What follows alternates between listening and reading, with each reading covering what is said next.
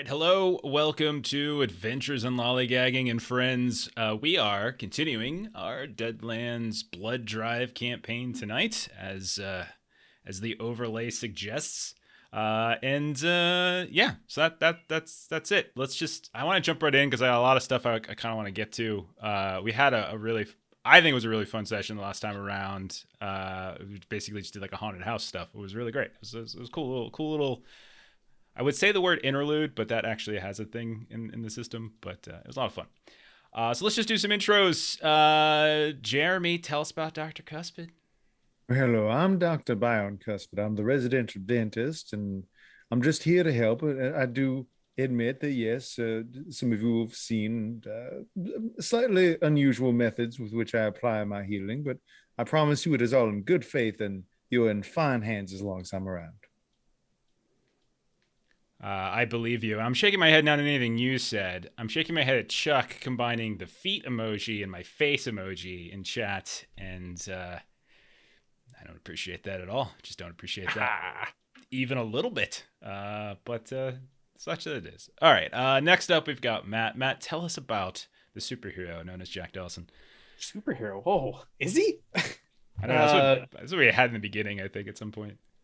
Okay. Well, good day, I am Jack Dawson from the Great White North, and I am a Mountie who is out of his element, but I found these fine folks, and we're taking out all kinds of creatures and such, and I'm going to keep them safe here on the trail.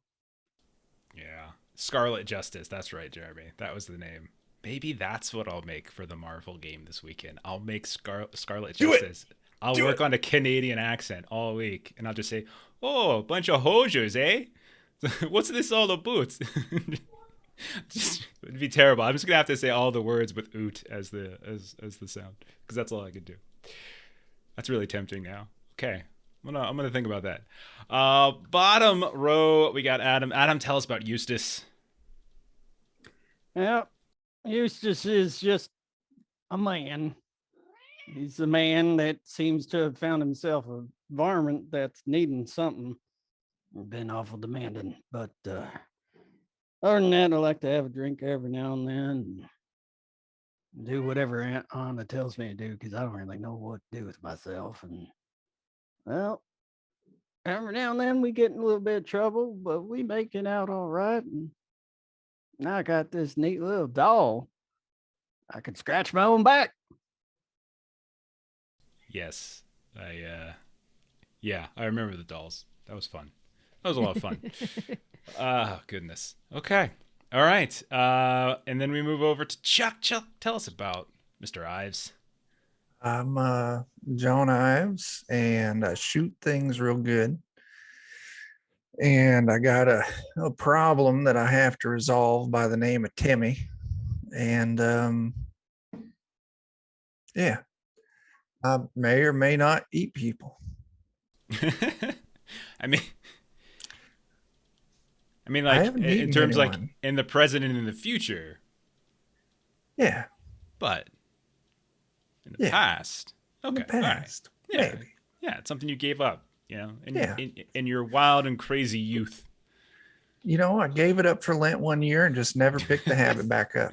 That's a good habit to give up. Yeah, that's a good habit to give up for Lent. All right. Finally, Melissa, tell us about Anna. So Anna Tabo is our kind of resident wrangler ranch hand. She did finally get devil eyes, so she is happy about that.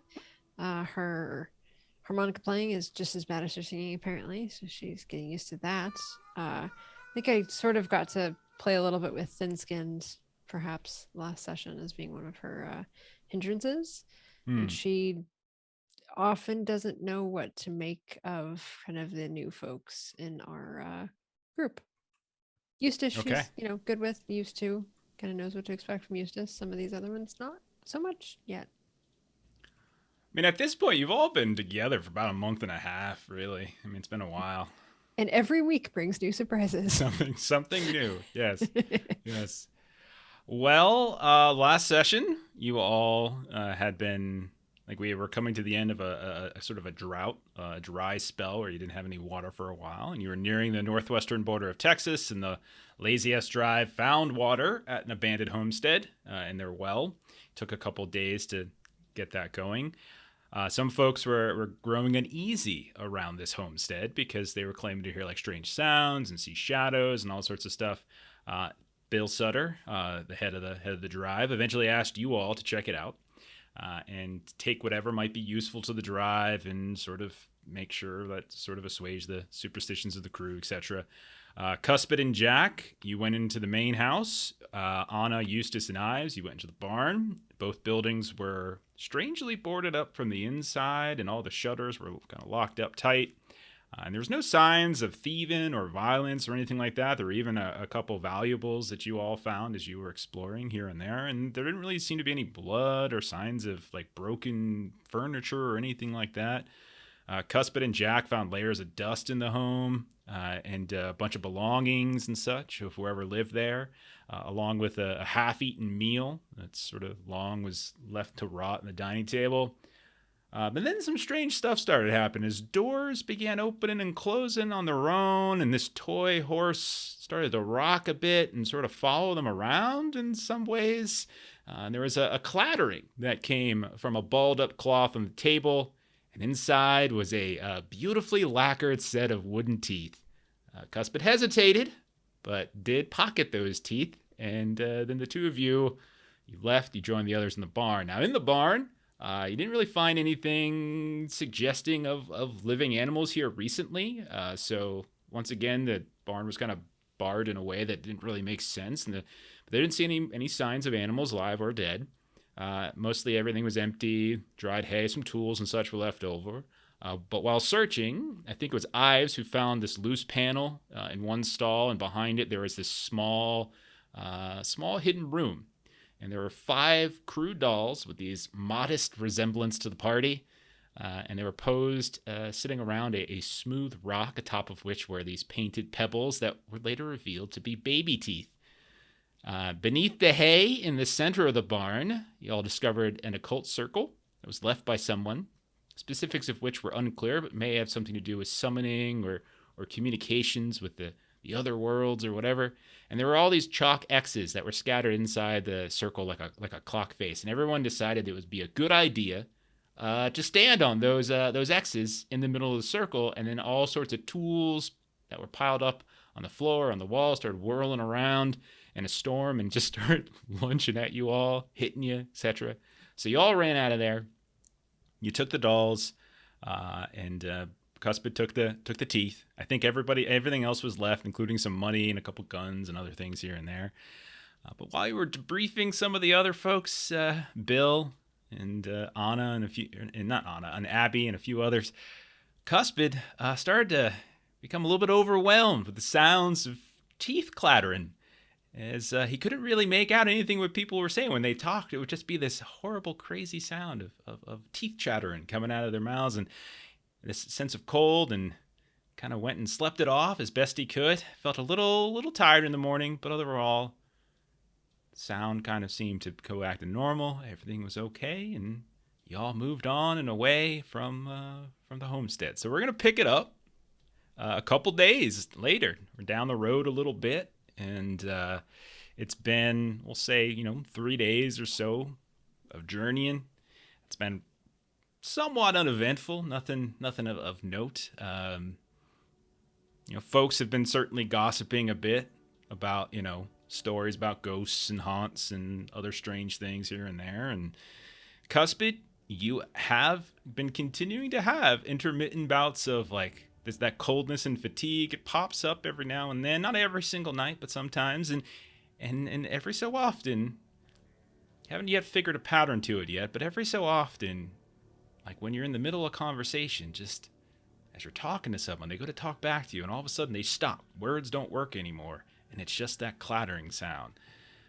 But it hasn't thrown your duties too bad. So unless anyone's got something in particular that they want to do in those 3 days, we can kind of move on. But is there anything in particular that someone was doing in those days? Give you a chance. Okay. Okay then.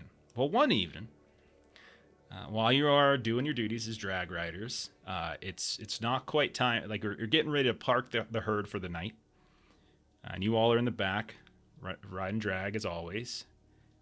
A couple of you see a wagon that seems to be led by two horses barreling across the desert behind you, a ways, a couple hundred yards or so. You see the dust kind of kicking up, this long cloudy trail. And as you're watching, pretty casual, it's not very common to run into people. You're on a cattle drive, so it's not like a major road or anything. It's not the most common thing to run into people out here, but it's not the most it's not the strangest thing for there to be other people that you come across. But as you're watching, you can tell that the wagon's kind of erratic. It's moving around and doesn't seem to be having trouble. And then all of a sudden, it just flips up and overturns. The back end just leaps up, flips over. You can see the horses get all kind of tangled, and it just smashes down. Let's see. Anyone who would like to roll a notice test? Time of day is it? It's evening. It's not quite dark yet, so you're okay. I will roll a notice. Got about an hour, probably.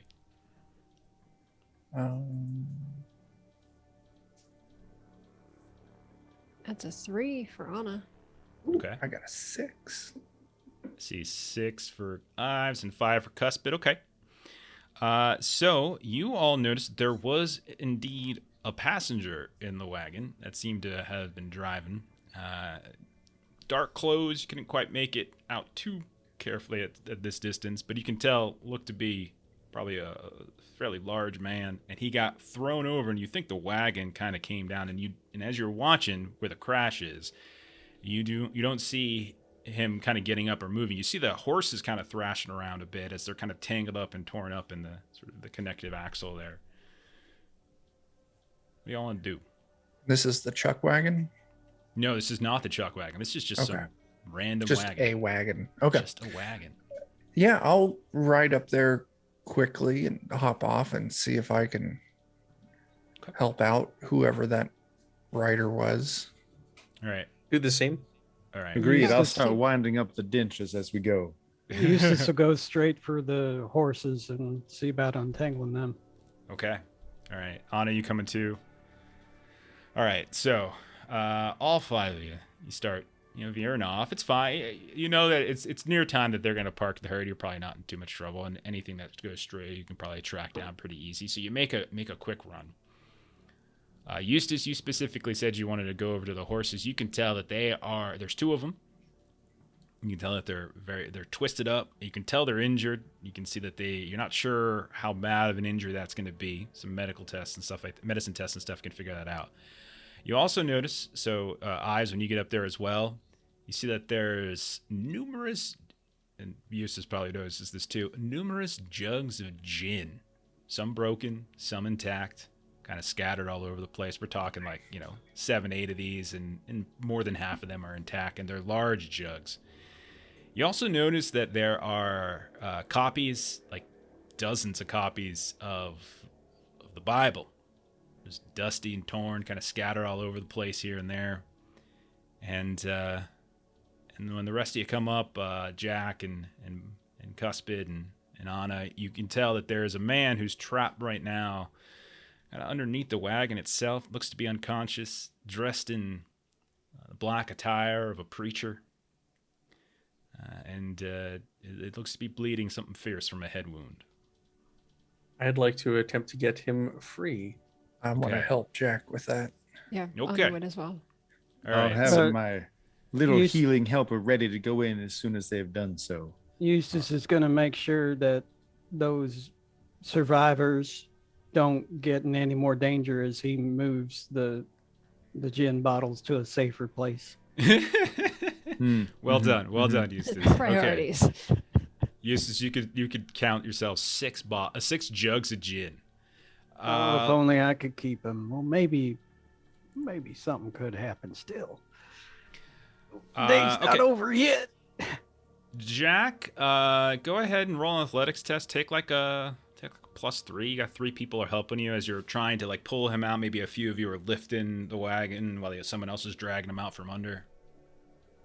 This is different, the pop-ups on here. How do you add the pluses onto it? You have to put in the number on like the first modifier field and then click add next to it.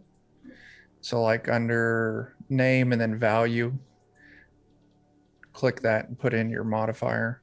I'm gonna go to my character sheet. Sorry, I'm using the things at the top quick there that bar. Jeff added. Yeah. We're trying a new mod. It was athletics. Athletics would be fine. Yeah, if you want to do a straight strength, that's fine too. Hey, Sundance Kid. Oh, good name for the show. Sundance Gotcha. Kid 007. That's an interesting combo. Okay, there we go. +3. Yeah, take +3. You got 3 people helping you. Sure. Yeah, you get him out without harming him. So you can see that a couple of you, maybe Ives, maybe Dawson, you kind of lift up, and then Cuspid and Anna kind of work to sort of each one of you grabs an arm and sort of gently pulls him out from underneath. You see him, he's kind of like making noises, but he's not fully conscious. When you roll him over, as he was face down in the dirt, you all recognize him actually. He is a circuit preacher you all saw when you got into your gunfight, the first gunfight you had Praise with Jack. the Bayou Vermilion at the Lonely Crow in Sutter's Flat. And he said, "Praise Jack, indeed." And you can see it as the same man. By the name of Reverend Ellis Archer was his name. Now, there's other stuff around here, too. You can see there's just sort of debris and trash, like, everywhere. And you got the wagon seems to be busted, but it's hard to tell how easily it's going to be to fix or repair. And there's other things that are kind of scattered. He's hurt, the Reverend himself, and then the horses are hurt. What do people want to do? Can Anna do a healing check? On him? Yeah. Sure. It's what is it? Medicine? Is it? I always forget what's in this game. Healing. It's healing in this game. Healing. Yeah. Yeah, that works. Okay. And just so everyone knows, we do have 2 pennies to spend for From whatever Captain. anybody wants. Yeah. Yep. I'm not using any at this point. Because you don't need them when you boom Aye. like that. Okay. So Sam, you are growing quite good at this. I unfortunately have had lots of practice. It's surprising considering you travel with somebody who's taken a vow of nonviolence. It's really strange. So you notice. Hang on one second. Let me roll something really fast. One more time. Oh boy. Okay. Okay. So as you're looking at him, it doesn't look like he's in any immediate danger of dying. But you can tell he's taken a bad head wound, but you can't, it just looks like it's bleeding pretty bad. But the bigger issue is the torso, where it looks like he may have got some broken ribs, like his gut was busted up pretty bad as the wagon came down, as the rim of the wagon. So basically, he essentially has like a guts injury that's going to take time. It's not gonna be permanent, but it's the type of thing that's probably going to slow him down, his strength a bit. But it looks like with some care, you can probably bring him back to health within a few days or so. Hopefully the ribs aren't broken, but maybe even Cuspid could do something more. Who knows? But I do have the capability to do so, although my last attempt was disappointing. But doesn't mean I shouldn't try again. Oh, I've done what I could, but I think it's going to need your expertise there, Doc. I do have a few more Tommyknocker teeth left. I suppose there's no reason not to try. Got all those baby teeth you just got too, right? That's true. Those He are- deserves some of the baby teeth. I'll do He that. does for him. deserve some baby teeth. Let's give it a try. It's Republic. Oh, Lord. Describe how you bring him back to consciousness. What this looks like, Cuspid. Well, again, you've got these little, they look like brass for the main mouth of it, and kind of like some steampunk dentures come out, and they have braces upon them that unfurl like little spider legs that then crawl around his body. And as the mouth opens up, instead of a tongue, there's a rotating utility tool. And you have one tool that will go in, it'll clasp one of the ribs and pull it back in place. Then another one will shove some sort of tincture into it to make the bones meld into it. So basically creating a plaque of ground up teeth to, weld the bone back together using teeth, and then, sew up the rest of it. The teeth will then bite surgical staples into place. It looks horrible. So yeah, all of this looks horrible, and he is mostly unconscious for it. But over the course of the seconds or minute or so that your teeth stitching transpires, you see him eventually. Oh my! Oh yeah. Looks up, eyes kind of a little bit bloodshot, a bit, face covered in dust, and you can see he's got some blood matted coming down from the headband. You all angels. You saved me, thank you. Thank you so much. And he kind of just reaches a hand up and tries to just sort of pat Cuspid on the side of his face. Well, of course, the first time was by chance, but the second time was a privilege. It's good to see you again, Reverend. Indeed. Oh my God. Providence has brought me to y'all. Providence indeed. Oh my goodness. Could you be a kind soul and help an old man to his feet? Hey, which one's Providence? As I point to the two horses. Oh, no. That one there's is Thomas, and that one there is Jerry. Oh. Could someone Yes, of see, course. please see them? They're sweet animals. They were frightened something fierce. I know this is gonna sound absolutely crazy, but we were attacked by the tumbleweeds themselves that were just cascading over the plains, and gusts of winds, and they just latched onto them like a baby grabbing onto a mother for that first bit of milk. Indeed.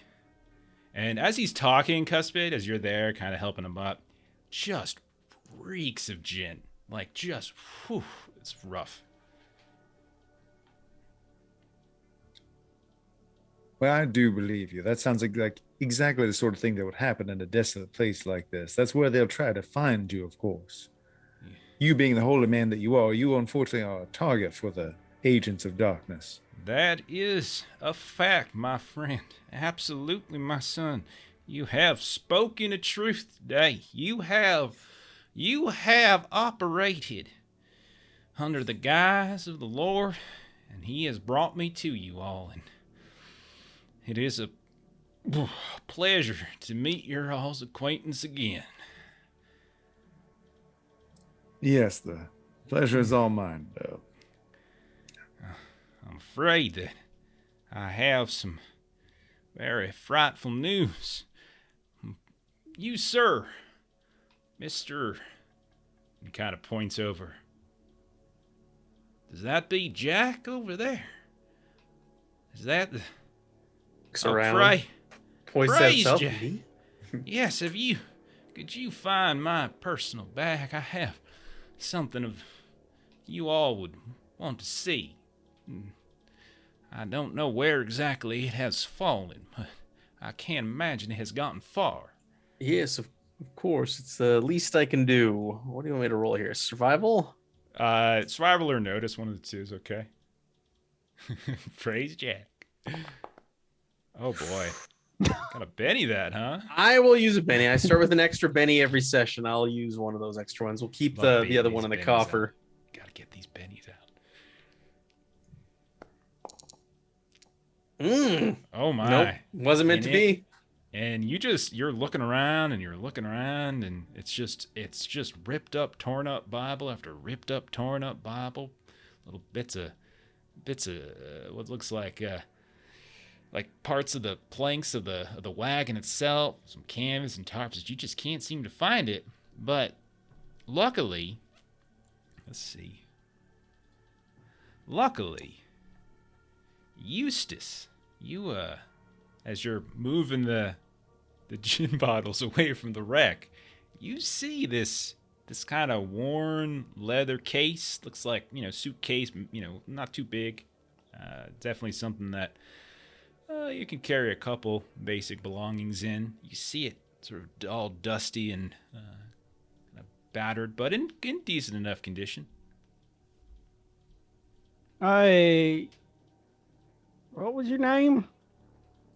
I am the Reverend Ellis Archer. It is a pleasure to reacquaint myself with you. I believe not sure if it is the head injury that is talking, or if it is just my poor memory, but I seem to have forgotten your name, sir. I don't think I ever said it. And like, he doesn't say it after that. He just bends over, picks up the pouch and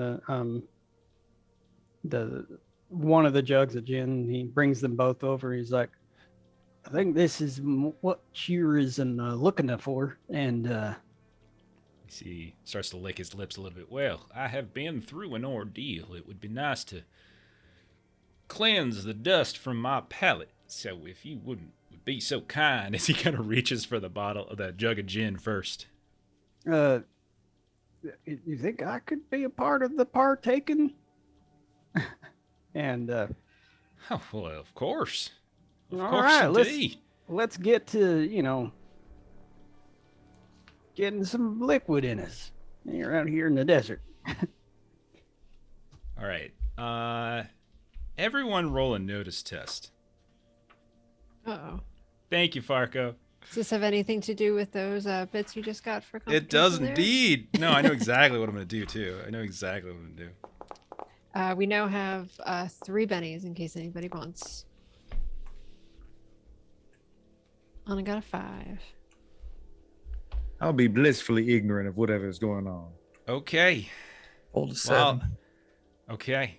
While the conversation is happening, and like Cuspid, you're kind of keeping an eye on your patient, assessing the effectiveness of your craft, and Dawson is just like feet away, looking like just wandering, looking for something, can't seem to find it. Ives and Anna, maybe you're by the horses and keeping an eye on them, and Eustace, you're now talking with the fella. Y'all don't notice as as a tumbleweed just goes tumbling over in the wind, poof, poof, and just suddenly extending out from the sort of dry branches. Tendrils just wrap themselves around Cuspid and try to just bite a nice big chunk, sinking its fangs down deep into his calf.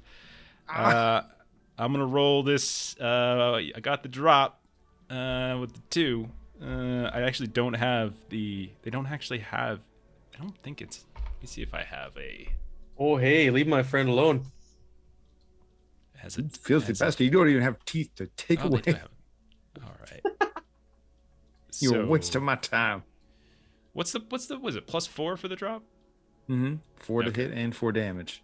All right. So this thing just it just looked like a regular old tumbleweed just coming on through, and all of a sudden, here it goes.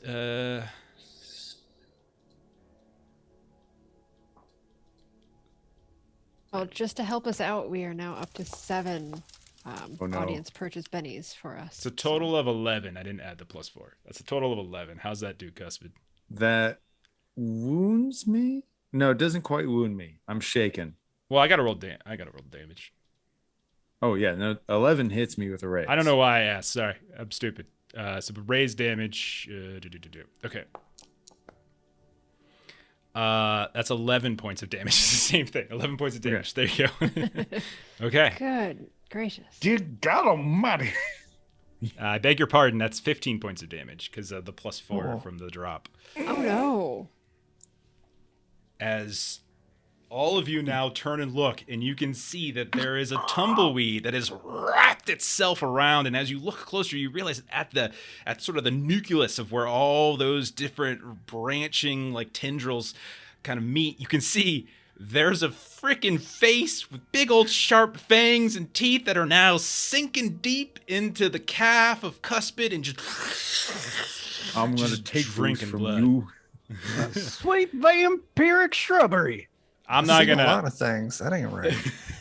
I'm not gonna roll. We're not gonna do full initiative, so anyone can go. I don't mind going whatever order you want because it's already gone. Was this a covered wagon? Was- It was in fact a covered wagon. There's like bits of tarp and stuff. It's kind of Yeah, I would like take some of the cloth, stuff it in one of those bottles of gin, light it with a match, and toss it over at Wait, this. no, don't do that. thing.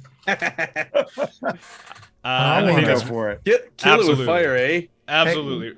Before I appreciate your gumption, toss sir, but that, I would appreciate you let me I break want myself to free make the first. situation worse. I was going to run up with my Bowie knife. and All start right, hacking. Ives can go first. Then I'll light Ives on fire. Yeah, that's what I Okay. like. So Two fires. while Jack is getting his Molotov ready to go, Ives runs in with a Bowie knife. Okay, what does Ives do as he runs in?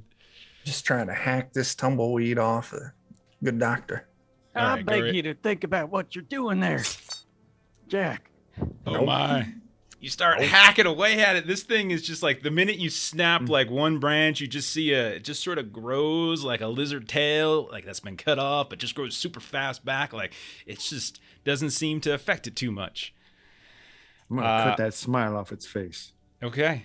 All right, Jack, you want to throw your grenade now? This is gonna hit I'll Cuspid. get it. Save the Ives. gin. I'll wait. Get out of the way. No, you should do it. So since I would when love he nothing better. when he hesitates, Eustace goes for, and he's like, "Bite a motherfucker! I'll bite you!" And he'll go in and he'll bite the bush. Okay. Oh Why god. are we attacking? Oh god. a dried up Nope. plant with Glossing over, weapons? Jeremy. Go ahead, use this. Oh goodness. Go ahead and have a sal. Oh boy. Okay. That's good, and that is enough. That's good enough for a raise as well. Parry of 4. So roll damage with raise. 9 points of damage. You know what? I'll burn a Benny to soak because I want to try because I want the grenade. I to don't go ever off. tell you you taste funny. I do not. Okay, so describe how you describe Eustace how you come up and literally wrench this thing free with your teeth. Like describe what this looks like as you do successfully take this thing out. Kind of like if I was starving and I saw like a stalk of broccoli or something like that, I'd just start tearing into it and snapping pieces off and even swallowing some of the, the more green leafy parts. And then, sometimes you just got to like tear it in half in order to get a good bite at parts of it too. So, and then as soon as I see the face, I'm like, I throw it to the ground and I start stomping the face with my boot. Yeah, you start stomping on it like it's in your mouth. Wait, but wait. You got blood coming down. All right. Hold yourself, Eustace. I'm Okay. getting in the eyes. Hang on. So you look at it, it kind of flops limply to the ground. You can see that like where it was dry to begin with, like this dry, dusty sort of tumbleweed, like anything you would see out here. After a couple seconds worth of just draining on Cuspid, it's more like you're just stomping on like wet red seaweed now as it's just sort of splatted on the ground a bit. Cuspid, you feel a little woozy as the blood drain starts to kick in at this point. But the threat does seem to have passed. I'll deal with healing myself later. I need to gather these teeth while I can. I've never procured teeth from a plant before. Yep. You can get a couple tumbleweed fangs. Absolutely. Now, Jack, I thought you were going to light it on fire. I was looking forward to seeing that. So was I. Yeah, he kind of looks down at it and shrugs and takes a swig and puts it back down, puts the cork back in it. Now that's how you're supposed to use it. Well, I will say I Indeed. appreciate your hesitance, Jack. I Oh, did not would've feel been like being fine. barbecue tonight. You could have done it. I'm fireproof. I Ah. would like to look around, assuming that that was not the only tumbleweed Roll that it. might be around. Roll the notice test. Yeah, I'd like to do the same. And I am going to use one of our bennies that we've got here. So to re-roll or use oh, the Benny yeah, to never mind. re-roll. It's the That's re-roll. right. Yeah, we play so That's many right. Never systems. mind. We Yeah. play we're used to with wondering, like using the to get bonus die. There you go. Oh yeah, both of you. You don't need that, Benny. Oh yeah, both of you with where you're at with those rolls, you can see that there are a number of tumbleweeds that are just moving about. All right. In the wind, Anna's and gonna some look of Now them I'm all seem to be cocktail coming in your the direction. area. Yeah. Now I'm Okay. stuffing the rag back There you in there, go. the tarp, and lighting it with a match and tossing it. And yeah, and so as you start throwing, this big old jug of gin that's got the little cloth that's on fire, it kind of explodes in this fairly large, the sort of napalm-like look, and you can see that in it defying the sense of wind, these tumbleweeds just sort of stop, and they begin to start tumbling away. A couple of them get caught up in the fire, and you see them start stumbling and tumbling away from where this fire has now blown up. And it's like you've bought yourself some time, and they seem to scatter now. If we don't see torn off arms, it ain't a game. So as Jack was going to throw it, the preacher reaches out. He's like, no, don't ruin the gin, and just yanks his arm clean off. It's a huge overreaction, but it's part of the fiction now. Yeah. All right. So it looks like you're okay now. It looks like you've taken care of the problem. You still got the two horses that are kind of thrashed around, kind of in need of attention. You did find his case, which he was concerned about. And then there's all this booze and Bibles and the wagon itself. Who would like to do what? You healing yourself, Cuspid? Take a minute to patch that up, make sure it didn't leave any funny things inside the skin. You catch a little like a splinter prick here and there, but nothing that seems to be like alarming to you. Well, fortunately, I'm a master at handling little pricks. Anna would like to tend to the horses. I want to keep watch. Take a Benny for that there, Cuspid. It's pretty good. I like it. It was fun. Use Funny this will because it's finish- self-deprecating at the same time. Yeah. Eustace will finish cleaning everything up. Okay. Getting everything in its right place and all that. Okay. All right. So does anyone want to do anything with the horses? Anyone try to fix the wagon or see if the wagon can Anna be wants fixed? to tend to the horses. Are they Okay, hurt hold- at all? Yes, they do seem to be. A healing roll, but a riding roll by Anna could assist. So if you want to roll riding, you could potentially give a bonus to Cuspid. Yeah, go ahead and take a +2, Cuspid, to your healing test on them. Nice. With the +2 is 7. So we'll roll that onto both of them. Fortunately, no broken bones. It looks like one of them does seem to be favoring one of its legs. You can tell that it probably just got twisted, and maybe with some time it could potentially heal up. But it doesn't look like there's any fracture, which is the really scary thing. There's plenty of lacerations, and one of them certainly seems to have the same kind of wound pattern that you have on your leg.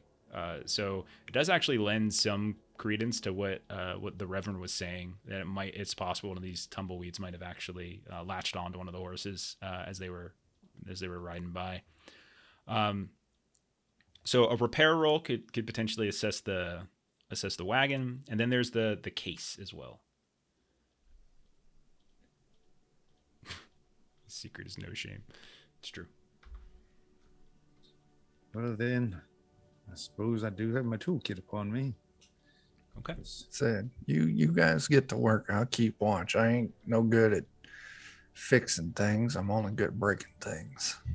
I would be grateful to have no more surprise bush in the face. Yeah. Now you're just, you know. Just rubbing it in. I will also keep watch because I've already failed looking for this bag, so I'll keep watch. I was prepping. I didn't realize there are so many phrases and words that could be used in so many different ways. What is this roll? I'm rather good at repairing things, it turns out. Wow. So yeah, Cuspid, like much like the horses, the axle wasn't broken. Everything it was a fairly clean up and over. You can see the sides of the wagon themselves are smashed a bit. The canvas is broken, or is torn up, I should say. But the wheels are still intact. Axle's still intact. You disconnect the horses, and you kind of make a couple small plank repairs. Like you can even take some of the debris and sort of refix it. And it really, I mean, it takes a little time, but with everyone pitching in, you could probably get the wagon up right again. It'll drive a little crooked here and there until things get tightened up. But yeah, I mean, it's still a functional wagon, not broken or beyond repair. I'll make sure to leave a couple calling cards any place I've had to put in some fillings.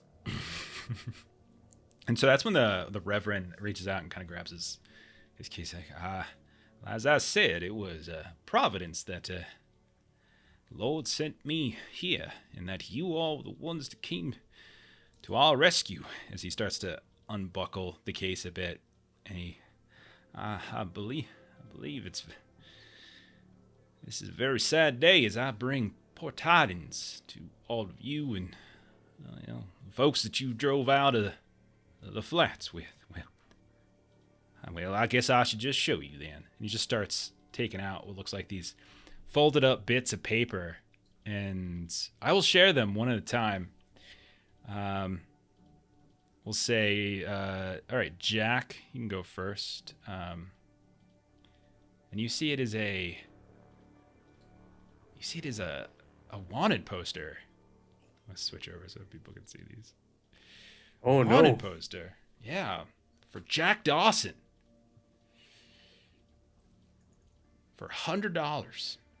Wanted for murder, trespass, impersonation of law enforcement, and petty theft. Impersonation? I'm a real Mountie, eh? I say, Jack, you're a man of mysteries, and what little I do know about you is that you are, in fact, a man of Canadian law, and you ain't no thief either. What are they doing here? Just making up slander. Furthermore, how dare they say anything you do is petty? That is true. Thank you, Doctor. As you start going through, you see there's more. There's one for Anna as well. Melissa, why don't you go ahead and read what it says? So wanted, $100 reward, Anna Tabo, for murder, horse theft, assault with a deadly weapon, and cheating at cards. That's great. Super proud of that last one. Super proud of that last one. Definitely a crime. Poor Armando playing. I should have put that. Damn it. You see one for Eustace as well.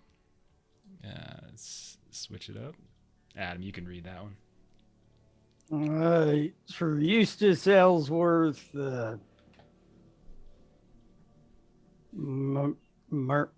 murder, attempted murder. No, I got him. A vagrancy,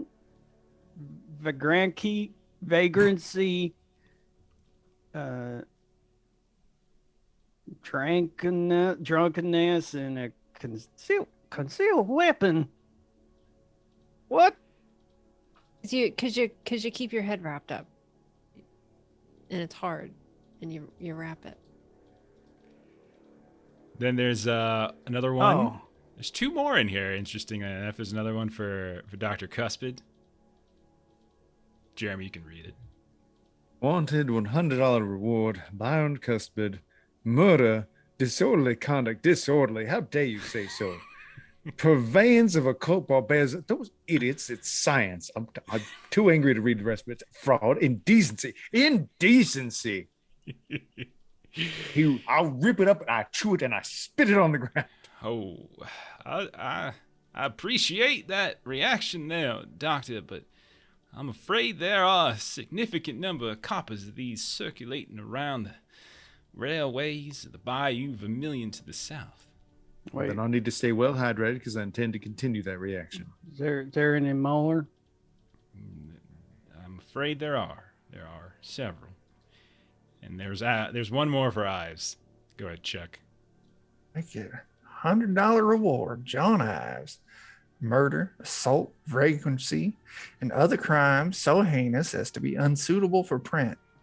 I like that. That's a good way of putting that. There we go. I don't know about vagrancy. I don't think I'm vagrant, but the other thing's spot on. Can't argue. So Eustace will lean into the father and he'll be like, "Hey, you want to split $500 between us?" Well, I have no desire to see you all incarcerated. I have personal experience seeing your some of the behavior that they are now looking to incarcerate you for as being actually heroic, and I have also taken a vow of poverty in my profession. So Yeah, baby. Well, I know something about vows. I took me a vow of nonviolence. after the events at the Lonely Crow, No, long Nice. before I What? said I would never use a gun again. those are not the same thing, my son. Well, you want to split $500? No, thank you, though. Thank you. I mean, you could turn us in and we could just break our Oh, way out. I am no bounty hunter. I just carry the word of the Lord around the circuit. I'm heading up to Denver and by I way could of use- Roswell. I could use 1/6 of a fifth, or a whole made out of fifths. So I don't understand what you're trying to say here. You're looking to turn yourself in so you will be incarcerated and you would then not be able to do anything with the very Well, money. they'd give you the 500 and we'd break out and meet back up with you and split the 500 6 ways. But all of you are wanted for murder, and that will come with a hanging. Oh, if they make it that far. If I can ask, good Reverend, is there information around town as to who is putting up this handsome sum of money on all of our heads? That is a very loaded question and a very sad series of answers, I'm afraid. First, I must correct you, as there is no town any longer. The Bayou Vermilion descended upon Sutter's Flats after Mr. Ives here killed Mr. Phelps. And the I entire replaced him. place. Well, I don't I don't believe I understand your methods or your madness, but I understand there are times in which certain actions need to be taken. I am not here to argue them, but I will tell you that the entire place was put to the torch. Now, they claimed some stray wildfire or some such. I heard 2 or 3 different excuses, but they have such the run of the southern edges of the country that, well, they can make any story be true if they put enough effort into it. And if that wasn't enough, well, most of the folks who were living there, Mr. Pettinger at the general store and Mr. Davenport at the saloon, well, they fled. Quickly they did. I haven't heard much about Mr. Pettinger, but I did hear a rumor that Mr. Davenport from the Lonely Crow ran afoul of some sort of animal, it said, en route to San Antonio. Of course, there's some folks who say it wasn't an animal, but there were a significant number of bite and claw marks and other such things, so they say. But it was a fine saloon, and I am saddened by his loss. But if that wasn't enough, they put the fear of God, so to speak, into a number of the surrounding ranches, some of which you might be familiar with. Miss Tybo, Mr. whatever your name is, looks down at the sheet, Mr. Ellsworth. There was a family ranch, I believe the 2 of you spent time at, well east of the Sutter's Flats. Is that correct? What do you mean?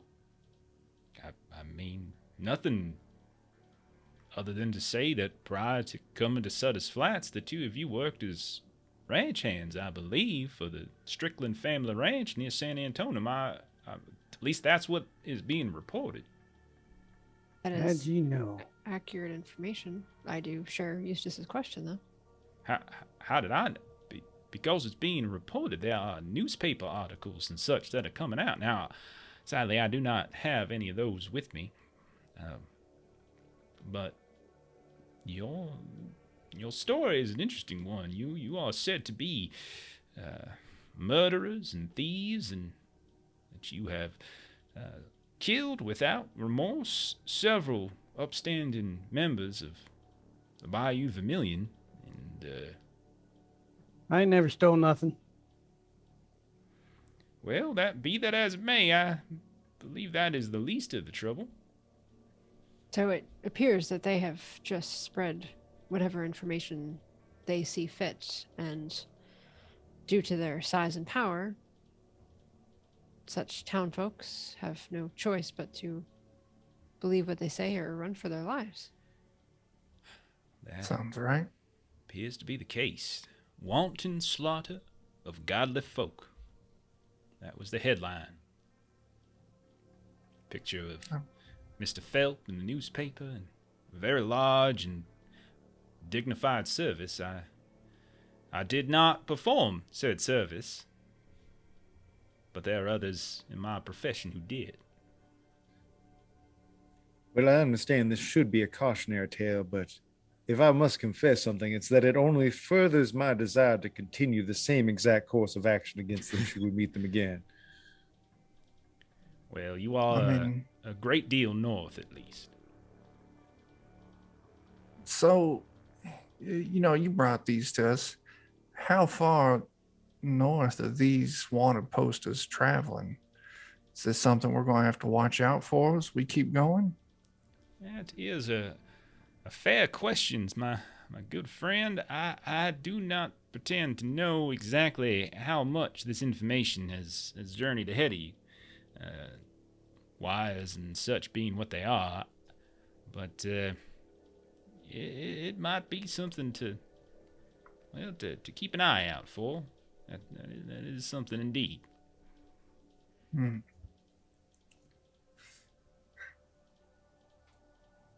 I certainly have. Don't lose any sleep at night over what's happened to the Bayou Vermilion folks, but this is unsettling, their willingness to take this out on clearly innocent townfolk that we haven't encountered or may encounter in the future. I Just to gather mean, information. you was in that Only Crow, right? I was indeed. You all attended my service. Well, how come you can't go and clear our name?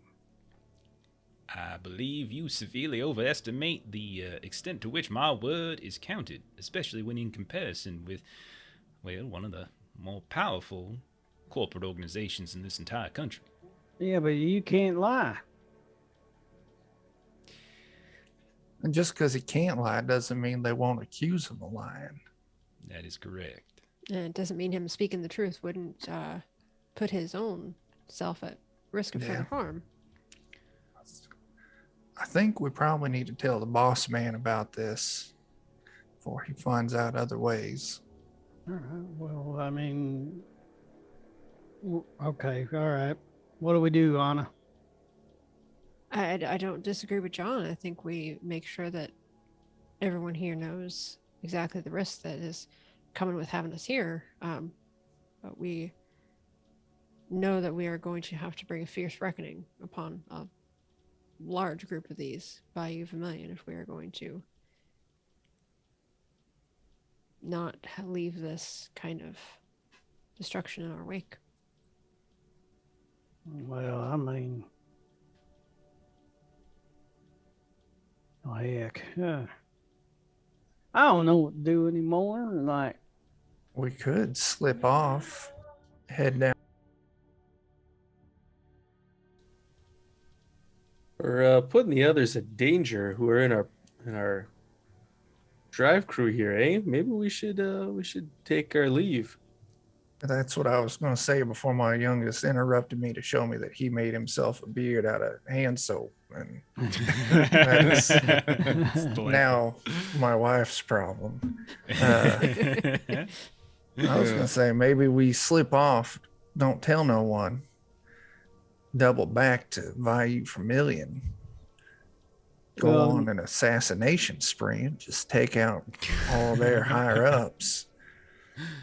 As fun as that may be, I would be all about that if it weren't for not telling our benefactor. If he don't know, then he could issue a wanted poster that actually means something. Yes, and there are the troubles out here on the trail that we are well suited to help them with, and as much as the idea of an assassination spree sounds enjoyable in its own right against such deplorable cretins, I It's the believe only their right corporate thing to offices do. are all the way back in New Orleans, and nothing good happens in New Orleans. It's the only right What's thing them to do. one pastry things? Those are good things to happen in New Orleans. With beignets. Yeah. Oh, it's Beignets, delicious. There's one good Music's thing. pretty awesome. And loaded up with sugar too, and that causes cavities. And that causes more work for Dr. Cuspid. So are we in agreement that this is information that we should Of course. bring Yeah. forward? He would be mighty pissed if we knew about it, didn't tell him, and he found out that we knew. Because there could be death and destruction brought upon them, even if we're not here. Yeah, I mean, he Yeah. may even want us to leave, and then we can go and Yeah, have words with them. that's true. He may ask us to leave, or us leaving may make no difference. And they'll come after the wagon all the same. It's quite true. I'm sure they could just concoct some other charges against them and take the beeves for the same price that was declined to begin with. I'm sure. Or, The price of free, even. yeah. Well, you say, Jack, you're a lawman here. I think it's only right that we let them know, eh? I don't want these people to get hurt, but you've all become my friends recently, and I have to side with what a group of you want to do ultimately. All right. I have Honorable- loyal as a hindrance, so I am Yeah. true to my Honorable- friends. So Anna will turn to the Reverend and just ask, do you given the state of things, are you wanting to maybe pass the evening with a group before you continue on your journey? Well, where is it y'all are headed? Northernly, I don't know. They Our told next us stop in is Roswell. orientation. Your I wasn't next stop, paying yeah, your next attention. stop is Roswell. You would know.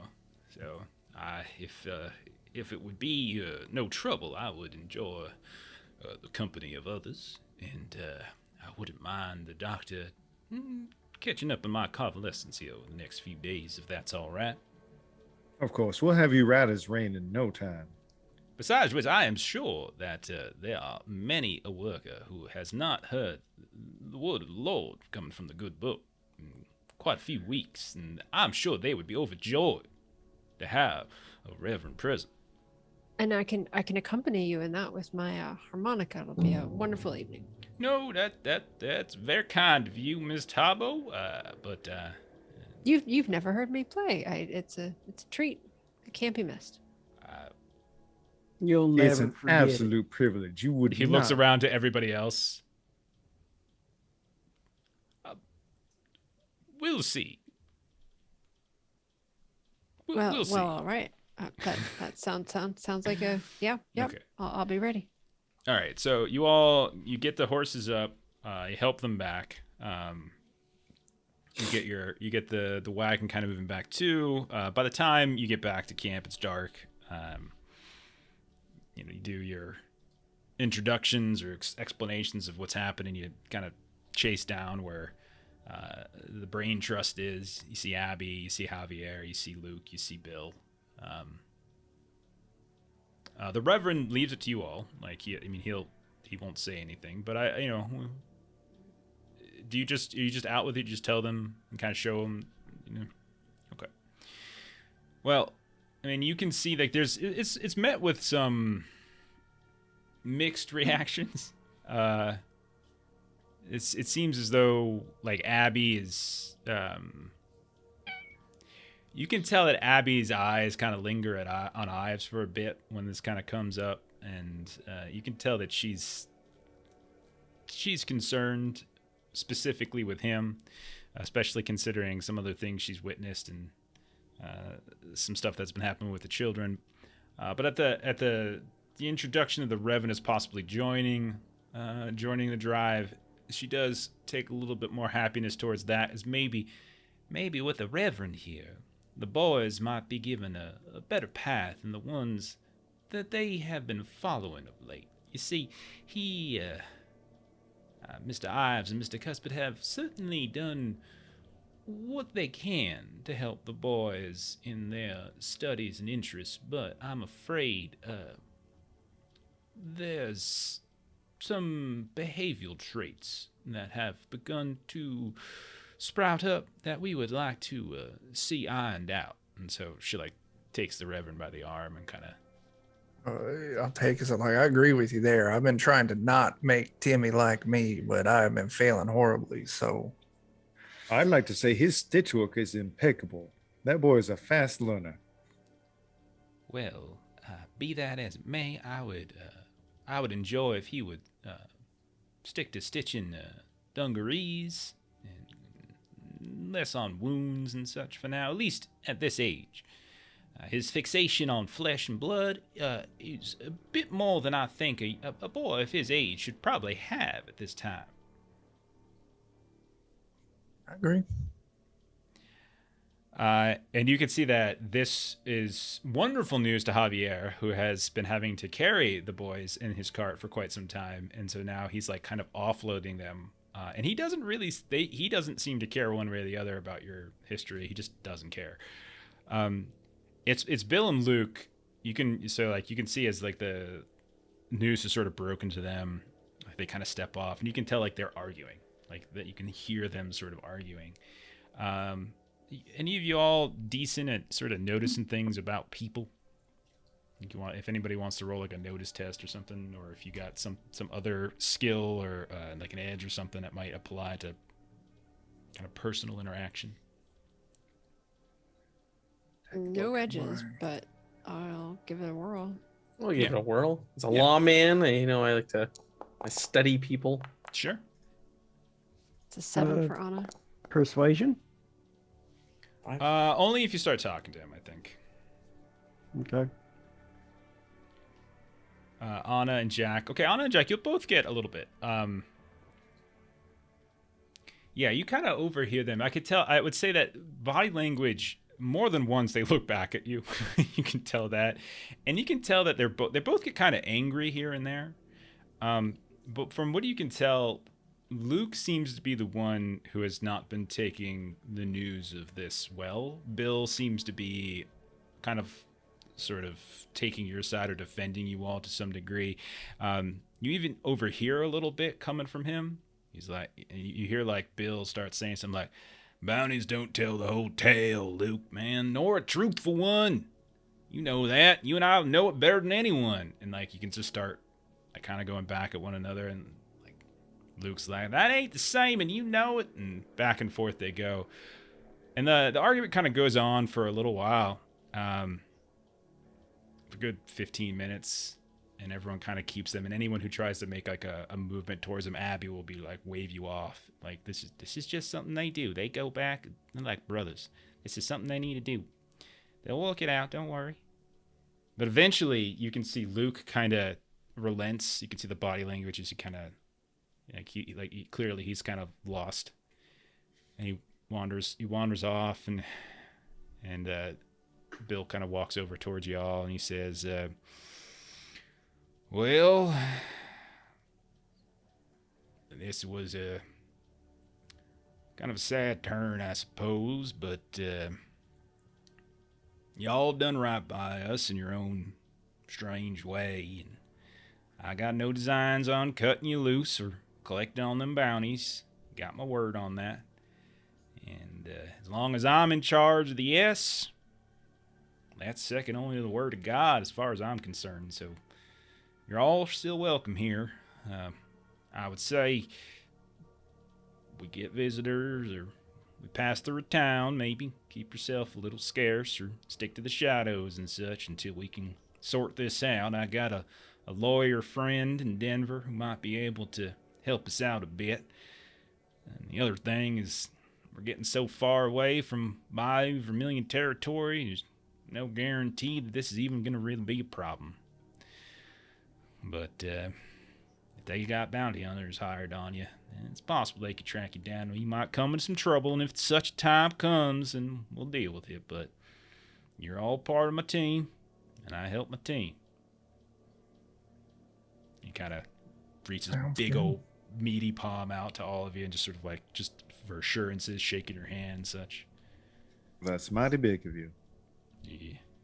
Appreciate your Okay. courtesy. Well, why don't y'all go get some grub? We got a couple days yet. We're gonna be in Roswell, day after tomorrow, and we'll go from there. Okay. All right. So all we was doing is just hanging out and getting to Denver and having the lawyer plead our case for us. Yep, we're just gonna stay here, and if they want to bring the fight to us, then we'll take it from there. But otherwise, we have a job to do.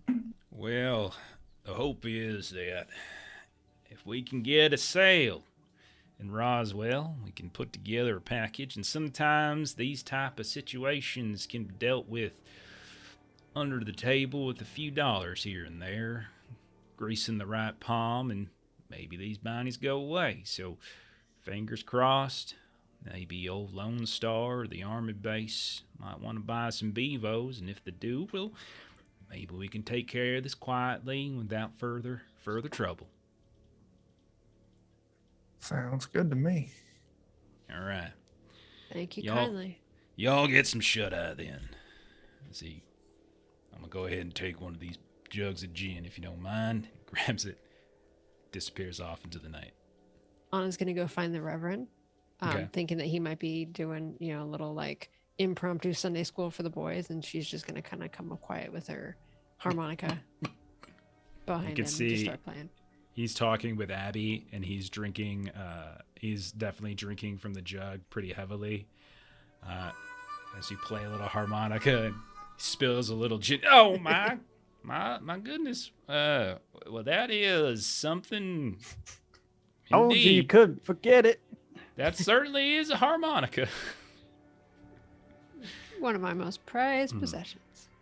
Well, Miss Tabo, I will look into how a harmonica might amplify my services, and I will get back to you. Indeed. Yep, that's fine. I mean, there's no bad place for. Well, I suppose if you're trying to be quiet, like that might be a bad place for it. But I mean, otherwise, my family always told me that's always Miss Tabo, anything can be made better with harmonica. I have suffered a terrible head injury today and some broken ribs. I sure could use a spot of rest if that's okay with you. Oh, sure. Yeah, I suppose sleeping is another one of those times. It's not so good with the musical background. So that sounds about right. Indeed, you could be like one of them roosters and play a harmonica nice and early in the morning, letting everyone know when to get up. That's a wonderful idea. I've only ever brought it out around the campfire at night, but this, well, Reverend, that is, even with a head injury and everything going on, you've just given me something to look forward to tomorrow morning. While Abby is just kind of doing the classic covering her face. Bad idea. Okay. All right. Anything y'all want to do tonight? Okay. Just share a drink with the preacher and see about trying to get some rest. Yeah. So he pretends to go to sleep so that Anna goes away, but then wakes back up and goes and has a drink with Eustace after. Okay. So if no one has anything else they want to do, night passes, a couple days pass. I mean, at this point, like it's like this is kind of how it happens. It's stretches of kind of dull movement and everything. If anyone suffered any wounds or fatigue, you probably have enough time to refresh it and everything. A couple days pass. You had one more incident, Cuspid, probably late at night at one of the dinners where people were probably telling tales, and all of a sudden that clattering teeth kicks in, and maybe a few of you with higher notice skills than others kind of see the eyes kind of go wide, and it sort of looks like Cuspid's not really paying attention, or like he's paying too much attention. It's hard to really read exactly what's happening there. There's a lot of chatter about the Sutter's Flats thing. Some folks are concerned about it here and there, but no one really seems to be taking it out on you guys as far as you can tell. It doesn't seem, at least not currently. Plenty of talk still about those ghosts and haunts and stuff like that. And the Reverend periodically tries to do a little bit of a prayer for breakfast and for dinner and such, and it's met with inconsistent results. But eventually, some of this dies down as you cross out of Texas and into New Mexico. And a bit south of Roswell, Sutter sets up camp and has the crew kind of lead the herd into a box canyon, the shallow box canyon on the east side of a river. And then he kind of gathers folks at around a campfire and such, the usuals and such, and he just says, "All right, I'm gonna head out to the army base, and I'm gonna try to sell our stock now, as we talked about. And if that doesn't work, then I'm gonna go ahead and talk to Lone Star. Their main line runs right through here, and they might be able to handle this kind of capacity. I'm gonna go ahead and take Abby and a few others, Francesca with me. Luke in charge, of course, until the rest of us get back."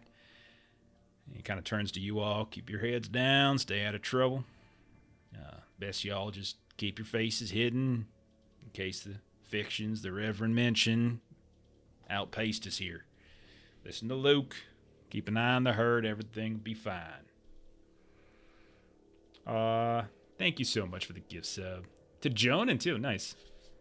Jonan hangs out in our weekend games a lot. So you can see there, kind of group of them, a few folks, the folks that look like they're clean and decent folk. You notice that Grimey's not going with them. No one invites Eustace. They invite the people who look like, they're the forward-facing PR group that kind of heads to town here and there. But as everyone kind of settles down, sort of sets up camp, kind of goes through the basic things here and there, y'all hear a distant rumble on the sky coming from the west. Thunderstorms are coming. You see folks are starting to sort of fetch tarps from the chuck wagon and grumbling about this long, wet night. And then lightning just suddenly flashes off on the horizon, followed by more rumbling.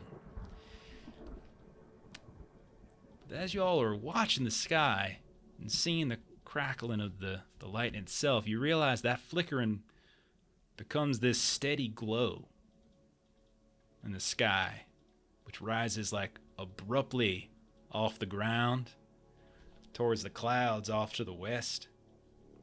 You start hearing the longhorns around you are beginning to stir at these like strange goings on. You can see the mood are just sort of worsening by the second as this arc of this strange bright object just streaks into the sky like it's a rocket of some kind. And just when you think it's just going to keep going on that large arc, it suddenly turns mid-flight and seems to be racing towards the lazy-ass herd. And just as quickly as it shifted in your direction, it shifts once more and starts rising up to the clouds.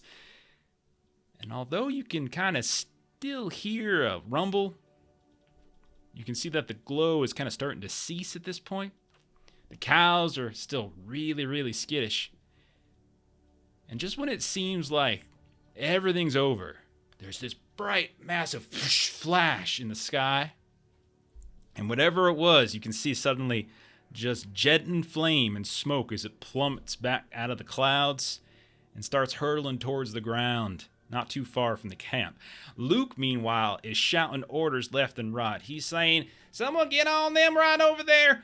Move that damn wagon, Reverend." Just left and right. Cow hands, you see, are just moving left and right, doing this. They're trying to prevent what looks like a full-fledged stampede, which in this little shallow canyon would basically be a meat grinder, as everyone's kind of talking people down. And then Luke turns to y'all and he says, "All right, you greenhorns, make yourselves useful. Y'all ain't got no gift for calming a herd, but you can at least get the hell over there and find out just what the hell that thing was and make sure it ain't gonna come and endanger the herd. Now get going. Mush!" So he starts screaming at you. Off we go. All right, draw my Winchester rifle and head in that direction. Grab a pistol in one hand and a torch in the other. Okay. It's piloted by Koenig's ex-wife. She That sounds really like is. terrible news. She really is the queen of the alien campaign. Mm-hmm. All right, so y'all head out. It's not that far away. Maybe less than 2 miles or so. Less than that, probably. As you start approaching, you can see there's these blocky rock formations that sort of stick up out of the ground. You can see there's these small fires that are lit up by the impact, little brush here and there that kind of caught a flame.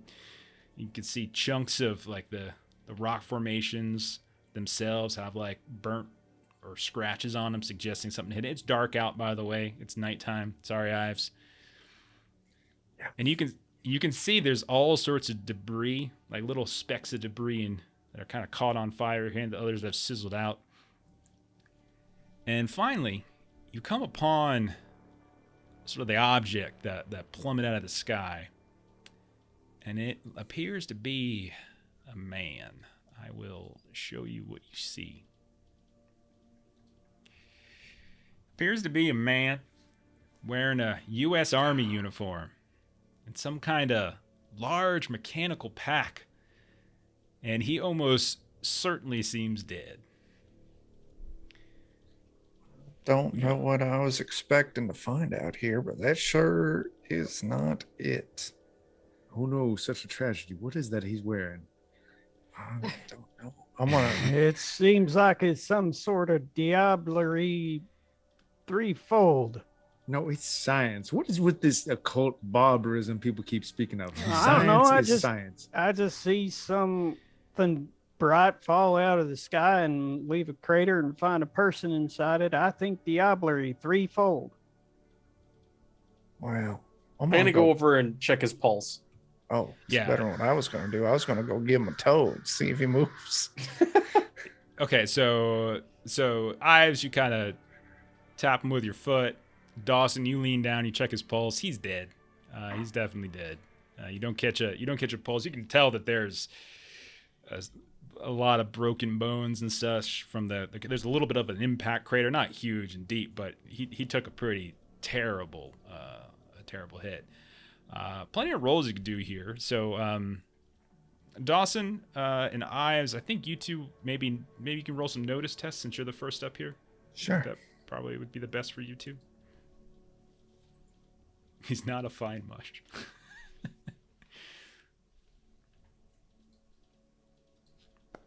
Oh, that would actually be a 6 for me. Okay. Dawson with a 10, Eyes with a 6. Okay. So both of you notice that, yeah, he's wearing an army uniform, and you can see that he's definitely. You can tell that he's got a significant amount of just impact injuries, but both of you notice that he also has a bullet hole in his jacket. And Jack, since you get closer and you have a higher result, you've got a raise, you can kind of lean in and lift the jacket up where the bullet hole is, and you can see that there is a bullet wound as well, right underneath the jacket, and it's fresh. There's blood oozing out of it here and there. Looks as though he was shot in some fashion. You also notice, by the way, that there are other bullet holes, Dawson, that appear to be in that weird pack he's got strapped to his back. Well, we didn't hear any gunshots recently. Just No. okay. Just thunder. I think some. Well, I mean, he came from the sky. It's got to be some kind of flying bird machine. Like maybe it's got like wings or something that sprouts out. I don't know. I've seen a lot of things, but I've never seen a man fly. I wonder if the chance there's some sort of combustion here. I'm going to take a moment to look through this, although first I'll make sure it's not going to just explode upon us. Maybe give me just a little bit of room here, or I should drag it further away from the rest of you. Yeah, why don't you leave it and we'll back up? If it might explode, dragging it might make it explode more. Cuspid, you can roll a weird science if you want. I would love that so very much. I'm going to put teeth on this thing. What? Teeth on a rocket pack? Of course. I don't know how, but I'll figure out a reason. Yeah. It's less about how, it's more about why. Yeah. Okay, 7. Well, you see the bullet holes, and you can tell that likely, without question, the issue here, like whatever this was, likely has some kind of propulsion. It's literally some kind of rocket pack. It's meant to have him fly. You're quite certain of it. You're pretty confident though that whatever mechanisms or sort of fuel is there, it's not going to explode. You feel confident that like it's done. It's the worst that's happened has already happened, and that it's malfunctioned and likely had some kind of explosion that you probably saw when there's a big flash of light already up in the sky, and then it's unlikely to do it again. And so yeah, that's what you would get from just sort of looking over the machine right now. Good news. It's not going to explode. Bad news. We can't fly with it just yet. I'm glad it's a yet. There we go. I'm going to go down and start rifling through all his pockets and whatnot. See if we can find... Ives, are you... identification papers or something. Do you have like a that. military background, I think, right? In your yeah. story? Yeah, I'm a deserter, yeah. Anybody else have military background? Okay, Ives, as you bend down and you start going through his things, and you're rifling through, his trousers, basically, his pockets and his small pack that he has on his belt. The first thing you notice is that his pants seem off, and not like they're taken off. There's something odd about them, and that's when you take a look, you realize, like at first glance, they look like standard issue U.S. Army military, no problem. Yeah. But as you get a little closer, you realize these are not standard Army issue. These are actually just regular common trousers that have been dyed to look like an Army uniform. Oh. Well, that is... Okay. Well, it's an awful lot of effort. I mean, the Army will take anyone. I'll start. Does any of the rest of his uniform look fake? No, the coat looks legit. As you start going through those pants, you realize you find two things. All right. One, you find a small roll of Deseret banknotes. So it's money. And then you find a single piece of paper with precise drawings of what appears to be a mechanical man, along with cryptic notes consisting of primarily chemical formulae and engineering calculations. All right. Hand that over to Dr. Cuspid with quickness. With these banknotes, do they got a year on them? No, they don't. You can roll common knowledge, and anybody else who wants to roll common knowledge on the banknotes can as well. I'm too busy looking at these notes. I figured you would be. Got a 5. Five's plenty. So you would know that basically these are very seldom seen outside of Deseret itself. So the fact that you found them here on a dead body in Mexico is really unusual, like really strange. All right. I'll point that out to everyone. Cuspid, go ahead and roll a weird science again on the drawings. Boy, I knew Jeremy was gonna love this. I knew do Jeremy was so gonna love much. this again. I knew you were. I almost You're want gonna love it even more if you. We've learn a got few things. bennies if you want. When We you got a ton of use bennies, Benny, use do you them. get to choose the better of the two, or do you have to use? Yes, the you second can one? choose the better. Yeah. Oh, then hell yeah, I'm gonna use the Benny. A raise would be great if you can get it. Challenge accepted. Yes. There Okay. you go. It's actually not that big. I was just taunting you.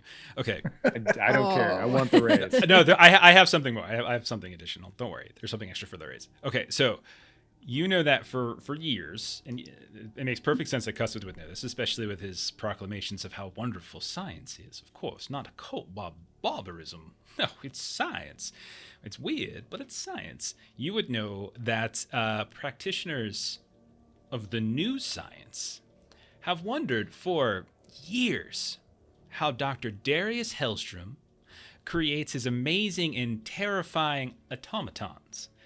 Now, there are plenty of clockwork men, and they are one thing, but the automatons themselves are just different entirely, as they are somehow able to both think and react. But worst of all, when they're disabled, you would know this, that their heads explode, taking the secret of their weird intelligence with them. This paper that you're now holding seems like some kind of schematic for said automaton. However, whoever wrote the notes sadly has not deduced the secret of the automatons either, but is clearly trying to do so. And that is what you would know. That's So much to work upon now. I have so many ideas. Okay. Dr. Cuspid Yeah. has been rendered speechless by the technology in front of him. Okay. Anything else y'all want to do? is that all I found on his body? Yeah, those are the only two things. Okay. Everybody what's roll happening? everybody roll a notice test, and I want Cuspid, Ives, and Dawson to take a -2 on this, as you guys were kind of busy doing other things. Anna and Eustace haven't really designated anything. Go ahead and roll notice at -2 for the three of you. The rest of you can do normal. Got a 3. Oh no. Oh no. I was even planning that I was specifically going to watch the area around, but Oh, you're apparently watching. You're just doing a not. damn No. horrible job of it. That's all. Anybody want any Okay. bennies for a reroll? No, I think I'm good. Okay. Oh, look at you. All right. So, what do we got? We got Anna with a crit at a 1, and we got Cuspid at a 1. All right. And Eustace with a 9. As you all are sitting here talking and looking at this, Eustace, with that 9, you hear the sounds of horses, and in the distance to the west, from whence this thing flew, you kind of see like a flicker and a light, like there's something coming, but it's too late. As 2 gunshots ring out, actually multiple gunshots ring out, and they kind of explode against a bunch of the rock formations here and there, the ground. Most of them miss. However, 2 of them might actually hit old Anna in Cuspid, as they are kind of, Cuspid's lost in thought, going over his this wonderful find, both the equipment and the schematics themselves, both of those things. And then Anna doing her best to try to pay attention, but it's just too dark. Or maybe you were looking the wrong way. Maybe you're getting tricks of the darkness. Yeah. But each of you are sadly going to get a shot from a distance, I should say, From Can I use that to put myself on the way? I would say, yeah, you can do that with one of them if you like. I shove Anna to the ground real fast. Okay. So you're the first to sort of see the flickering lights. You hear like vague shouts from the darkness. You can't quite make it out because gunfire just begins to sort of drown it out. And then all of the explosions, you just race over and sort of tackle on it to the ground. Jack and John, you managed to sort of hit the ground quickly as well. Cuspid, it's a little late for you. Your mind's elsewhere. It's kind of easy for you to do it. And so, yeah, Eustace, I will target you with the one that would have been on Anna instead. All right, sorry, I was just pulling it up.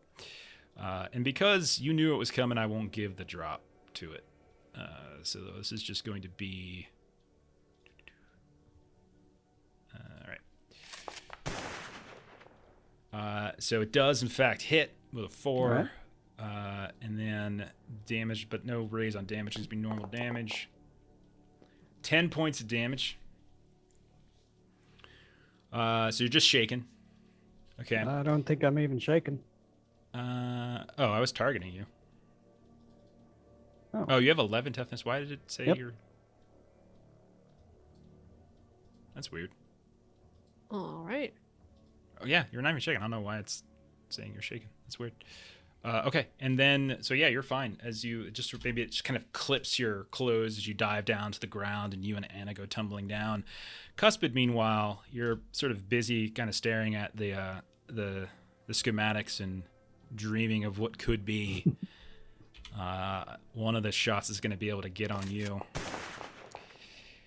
That'll be a raise. As this will be the drop, unfortunately. I'm gonna die so happy.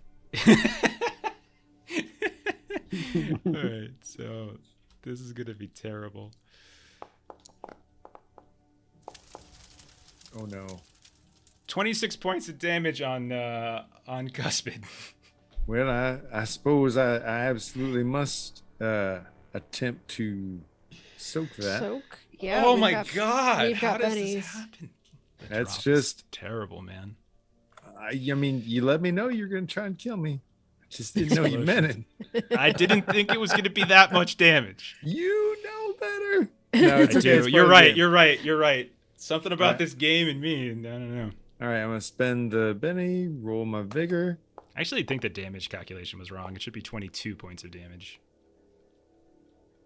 Now 7's only enough to soak 1, which would still leave me dead.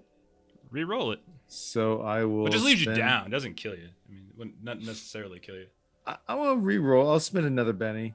Yeah, Just- we've got bennies to spare. There we go.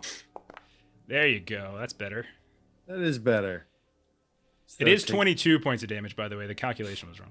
That's okay. So that's 4, 8, 12. So I could soak 3 wounds out of. So it would have been so you're down to 2 wounds and shaken, I think. Is that Mhm. right?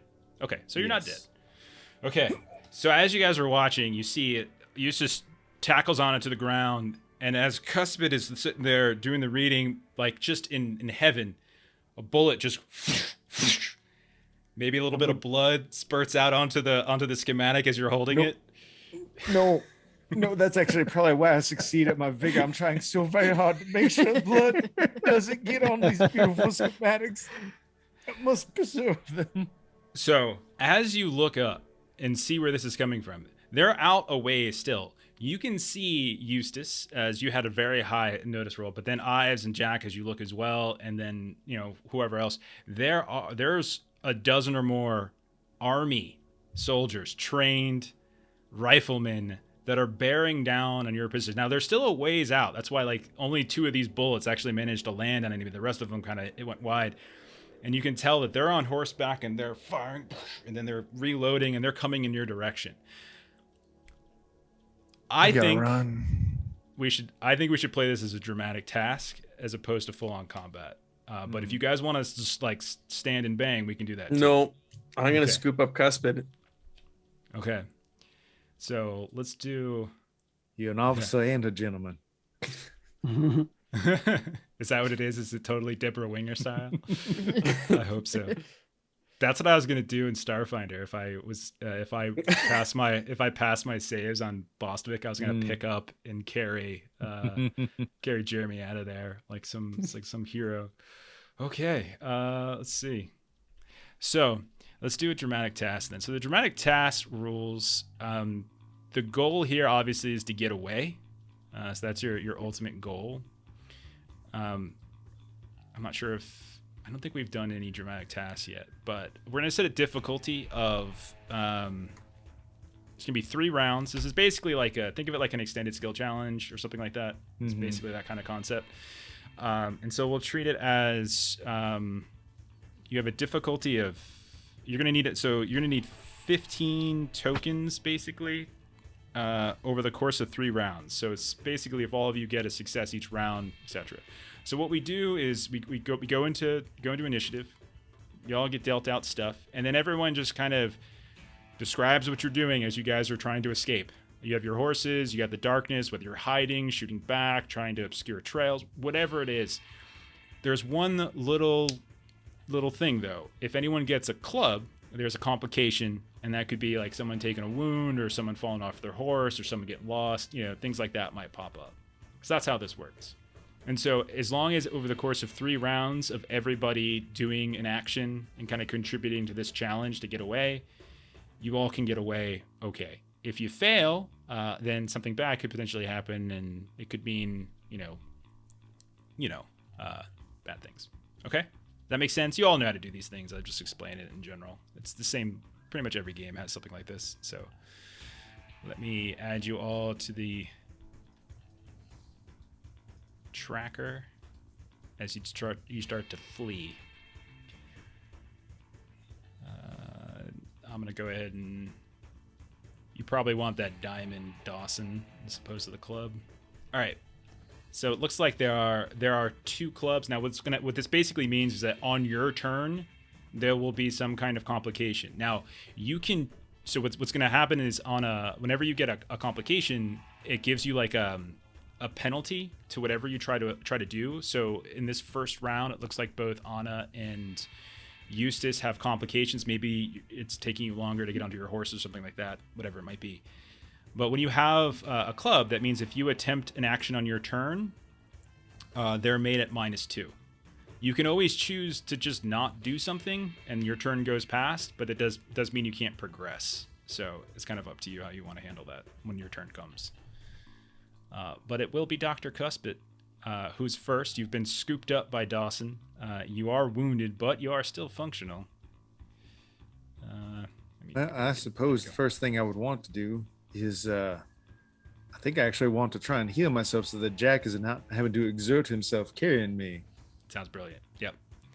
So yeah, just roll a skill check like you normally would for your weird science. All right, I'll roll it up here. It's enough to get me to 1. Okay. And it is a success, and so as long as it's a success, as long as it's a success on your skill test, that adds a token to the pool that you all have to contribute. So you need to get to 15. So that's 1. And if you get raises, obviously that gives you extra tokens. Okay. So describe. So as Jack Dawson is Deborah Winger / Richard gearing you to your horse. What does it look like as you try to heal and rush onto? And also, what are you doing with the schematic in the pack? Well, I suppose, Jack, don't waste your time. I appreciate it. You're a wonderful human being. Like as the little dentures come out, spider leg crawling all over him and start, filling the bullet wound and biting the stable's clothes. Now you keep moving on ahead. I've got to take a moment to get this on because I can't just carry it like that, and need to find some place to hide these where nobody will search for them. But that'll be next turn. Okay, so you are dragging them, kind of carrying them as you heal yourself onto your horse. Okay. All right. So that is your turn. So then it comes to Eustace. Now, Eustace, you basically have like a complication. So as you and Anna go to get up, we can say that you're trying to get on your horse, but your horse is being a pain in the ass. Like you used to give it headlocks, used to give it booze to sort of. So you can see as you're trying to hop onto your horse to run away, like the horse is like already starting to bolt away, or like the sounds of the gunfire freaked it out, and so you're having trouble getting on, something like that. And that results probably in a -2 for whatever you want to do. But what you would do, Adam, is you would sort of come up with like, how can Eustace help everybody get away? And you're welcome to build off of like what Jeremy introduced in his turn, or something I introduced in the complication, like the horse kind of mangling and going around, or you can introduce something new entirely, something different, whatever you like. Oh, God damn it. As I'll take one of my bottles of rock gut and take inspiration from Jack, because he's our hero. So I'll take a rag and put it in there and light it up and toss it clear on away as far as I can. Okay. So that there's fire over there and it lights up something else. And hopefully, since we won't be so close to the fire, makes it a little bit darker where we are. Yeah. No, I think that sounds great. So do you want to just like, you're trying to roll like you're just doing a thrown attack? Is that what you're looking to do here? Mm-hmm. Yeah, just throw like, was it athletics, I think? Whatever you say it is. I think it's athletics. I always forget, because I know fighting is like punching, and I know I think it's athletic. There used to be a specific throw, and I think they just moved it into athletics in this latest edition. Yeah. So Right. that's athletics at a -2 because of the complication. Your horse is freaking you out. It took you an extra second to grab the rot gut out of your pack or something like that. There you go. That'll be a fail. Do you want to Benny that? Now, a fail just means you don't get a token. A critical fail means you actually lose a token as you subtract one from your progress. We have plenty. Okay. So like you throw this and it explodes and there's fire, but these are combat trained horses. These are combat trained men that are on, and it doesn't seem like that's deterring them as much as you would want. So again, doesn't harm you, but doesn't necessarily help in any way. No, I did that for nothing. Good, damn friend. Okay. All right. So then the other thing I should say is that you can also try to support people on their turns and stuff if it makes sense. That's something I forgot to mention already. Right. Anna, same issue with you. It's the same thing as like you and Eustace were on the ground. You're stumbling up to get on your horse. Devil Eyes is not the easiest creature to get under control, as you know, if it's not feeling it, and it's not feeling it right now. So what does Anna want to do to try to help everyone get away? So Dr. Cuspid was able to get the pack on his back? Yeah. Is that right? Okay. Yeah. So there isn't Got the anything pack on else his that back. we need from the area. Okay. Mm-hmm.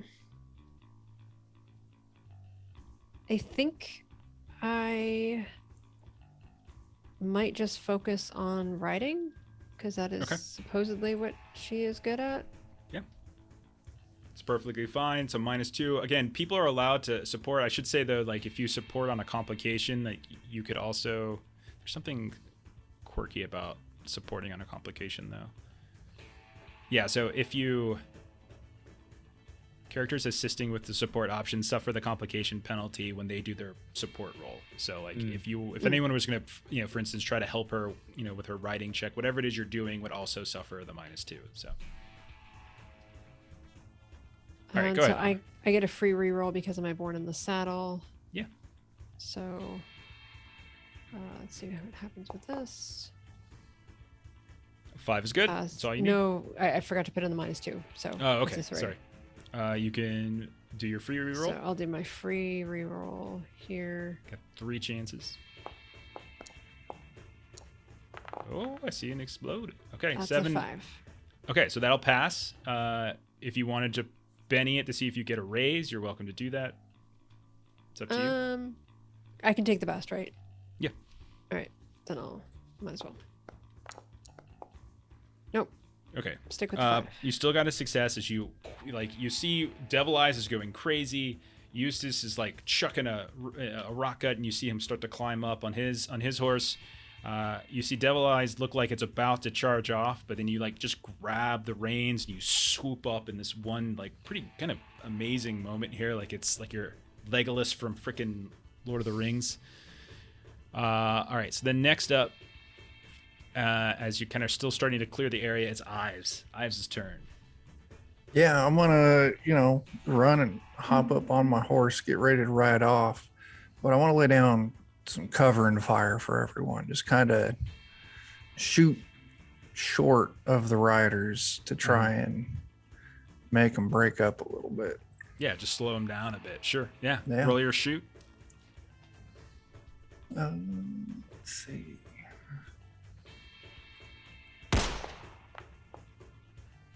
Four is all you need. If you wanted to Benny to try to get a raise from that, it's your call. We still got a healthy amount of those. Yeah, we do. Got Well, I guess we're hitting the end too. So 5 left. Mm-hmm.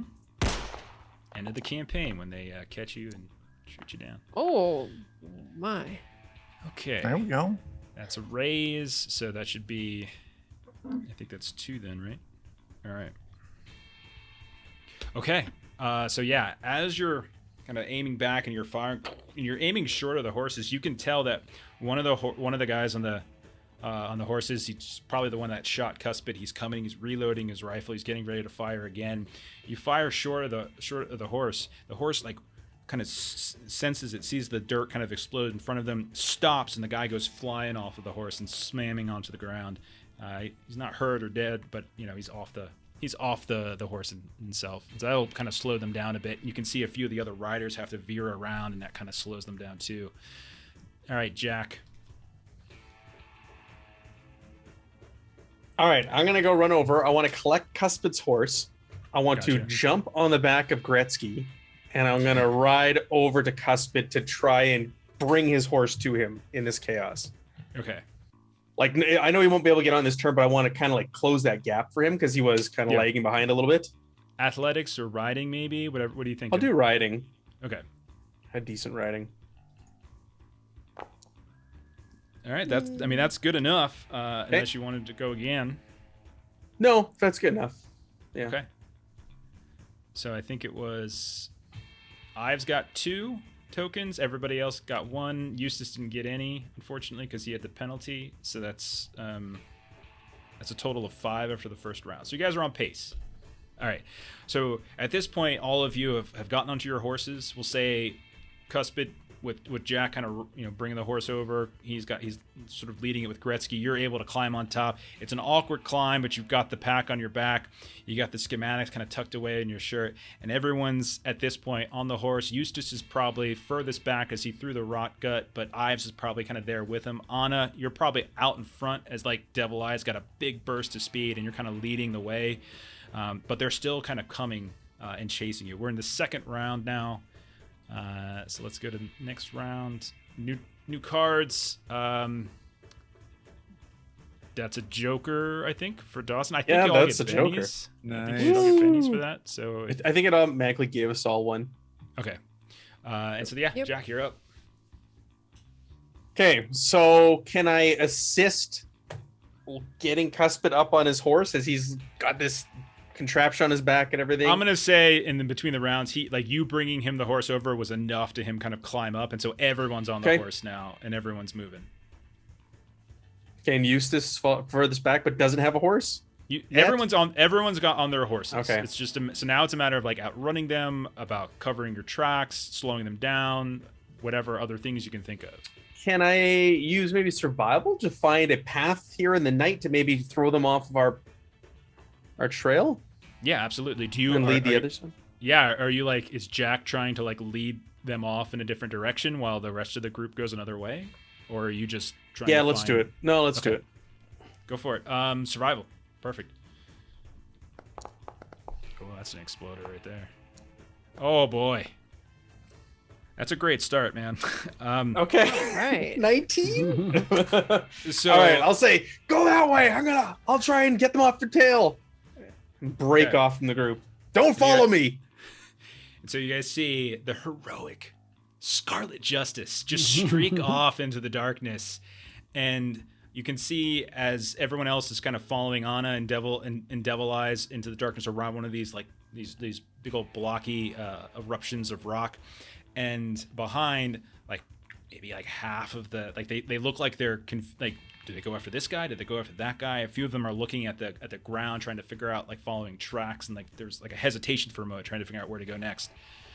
All right, next up is Ives. Yeah. As we're riding, I want to kind of lag back so I'm the last in the group, following Devil Eyes and Anna. And I want to pull out my bedroll from my pack. And I want to lean back in the saddle and just kind of unfurl it so it's on the ground and just kind of sweep the ground behind me, trying to throw off any hoof prints or anything. Oh, man, that's really clever. That's really clever. Take a Benny. I think that's a really clever idea. And then what do we want to roll for this? Maybe just riding, or what do you? What were riding or stealth? I don't know. I'll take stealth. Okay. You're trying to kind of cover your tracks. Yeah. Gotta figure out how to add a penny now. I can give it to you. All right, cool. The sheet's different. I don't know where it went. Maybe. Yeah. All right. Oh, there are my bennies. They weren't there before. All right. Stealth. Oh, hey-o. What's going on, man? I'm gonna Benny that. That's almost a crit fail. And remember, a crit fail will actually reduce progress. No. I still don't do a good job. Okay. Oh, it was such a good idea, though. It's a good idea. So you realize that, like, as you do that, like the horse's tail and like their legs are kind of like making it flop up in the air, and so it's really just looks like your horse now has a cape, which looks really cool, but isn't necessarily as effective. Yeah. That's awesome. All right. Okay. Eustace, gunfire is raining down, and you're like the furthest back as you see Ives kind of slow down to try to kind of come sort of join you in the pack. But you're the one now, like as the bullets are flying, you can hear them like just hurl past you in the night. You can feel like the gusts of wind. So you unfortunately got another club, Adam. So you're up -2 for this round. Again, you can choose not to do anything if you don't want to deal with the complication. Hey, the guy you're looking for is over here on the ground. We didn't see nothing though. As I'm gonna try and persuade them to stop and look there. Okay. As I ride off. Absolutely, yeah. I think as you shout back, persuade at -2. Benny?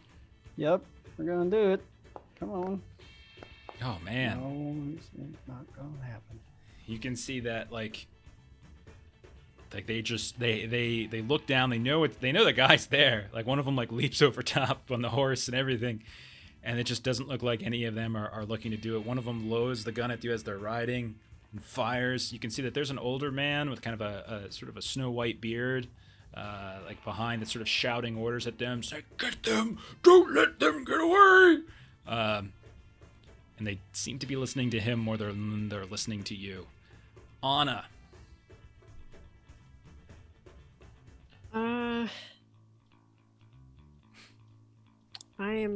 I've yet to come up with anything creative to do, so well, how far away are they? I mean, a ways. You're talking like okay. Right. They're not like right on top of you guys or anything. All right. I'm just gonna try shooting and just see what I can do. See if that can just deter him, like what Ives was doing before. Yeah. Okay, covering fire as you see Eustace try to run up and catch with you. Yeah.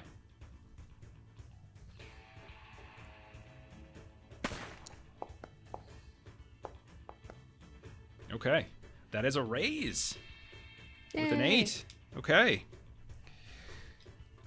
Maybe it's not so much shooting at them, but you're shooting at them and you realize it's not as effective, but maybe you lift the gun up and you shoot at one of those tall like rock formations, and you shoot up at one of them, and a bunch of rocks kind of start falling down on top and just rain in the path in front. And maybe it kind of slows them down. Maybe it even hits a few of them and causes the horses to jostle a bit. And that kind of deters them a bit. And then you see a bunch of them start to veer off and head in the direction of Jack. Cuspid. Now, was there still? I know wouldn't just light on fire normally, but was there still some of whatever that fuel source was inside of this pack? Sure. We'll say there's a little bit. There's a tiny little bit, little swig left. Is there a chance that perhaps with a weird science roll of some sort, I might be able to put some of that in one of these rock gut jugs and toss it behind to have it explode and frighten the tarnation out of their horses? I think it sounds wonderful. Maybe you have an empty gin jug from Reverend Archer's wagon, and Yeah, he probably roll- hit it upon my horse. Exactly. Go ahead and roll that weird science. I like it. All right. As you've now turning the whole rocket thing around, so it's like sitting in front of you now as you're riding, pouring out the liquid into it. And I'll spend a Benny to try one more roll, just Sure. to take the better of the two. So we can get a raise. That's nice. Oh no. Nope. No. I will keep the first one. You're still on pace. You're at 10, and you need 5 more tokens in this final round to succeed. So you empty out a little bit of the liquid into the jug and you throw it back. What does it look like as you throw? Do you actually hit somebody, or do you just sort of cause commotion?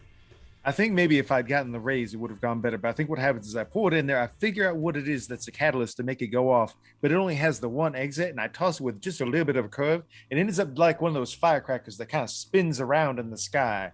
Mm-hmm. And I think I throw it on the ground, but then it just spins up and around and even comes dangerously close to uses, but then goes back.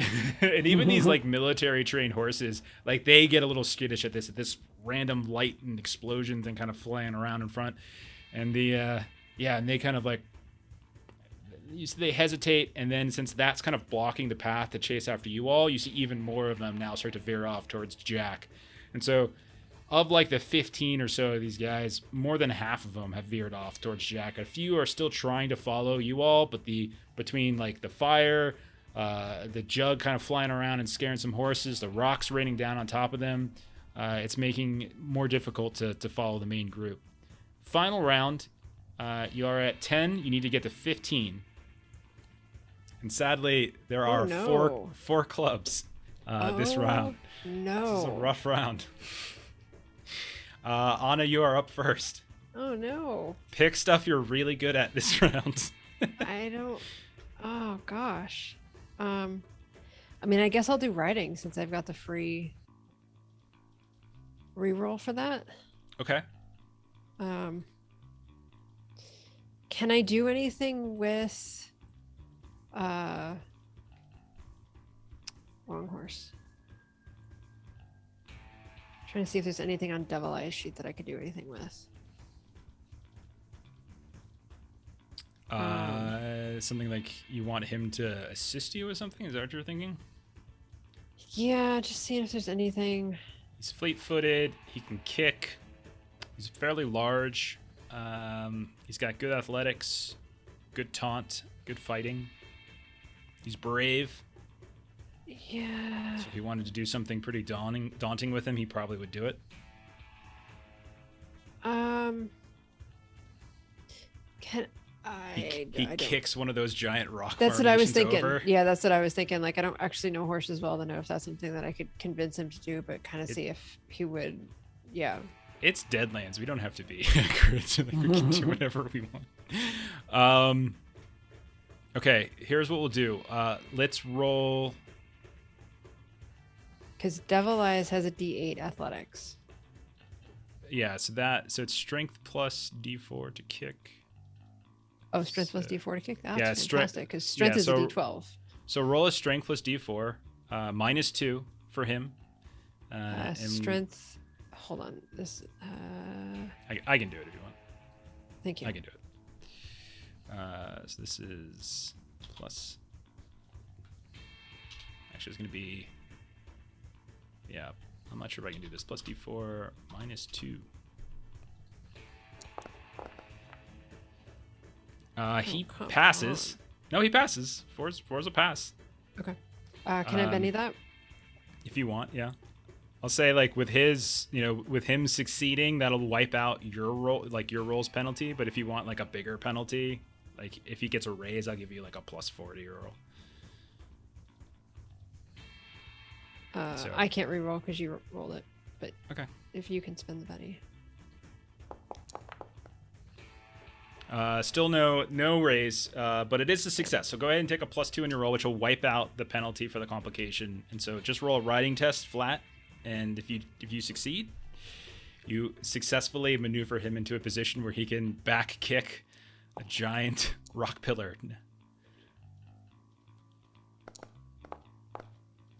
I succeeded with a 4. Succeeded with a 4. Okay, so that is a success. And you can see like an old tree falling down in the forest. This kind of reddish brown rock formation just teeters over and falls down.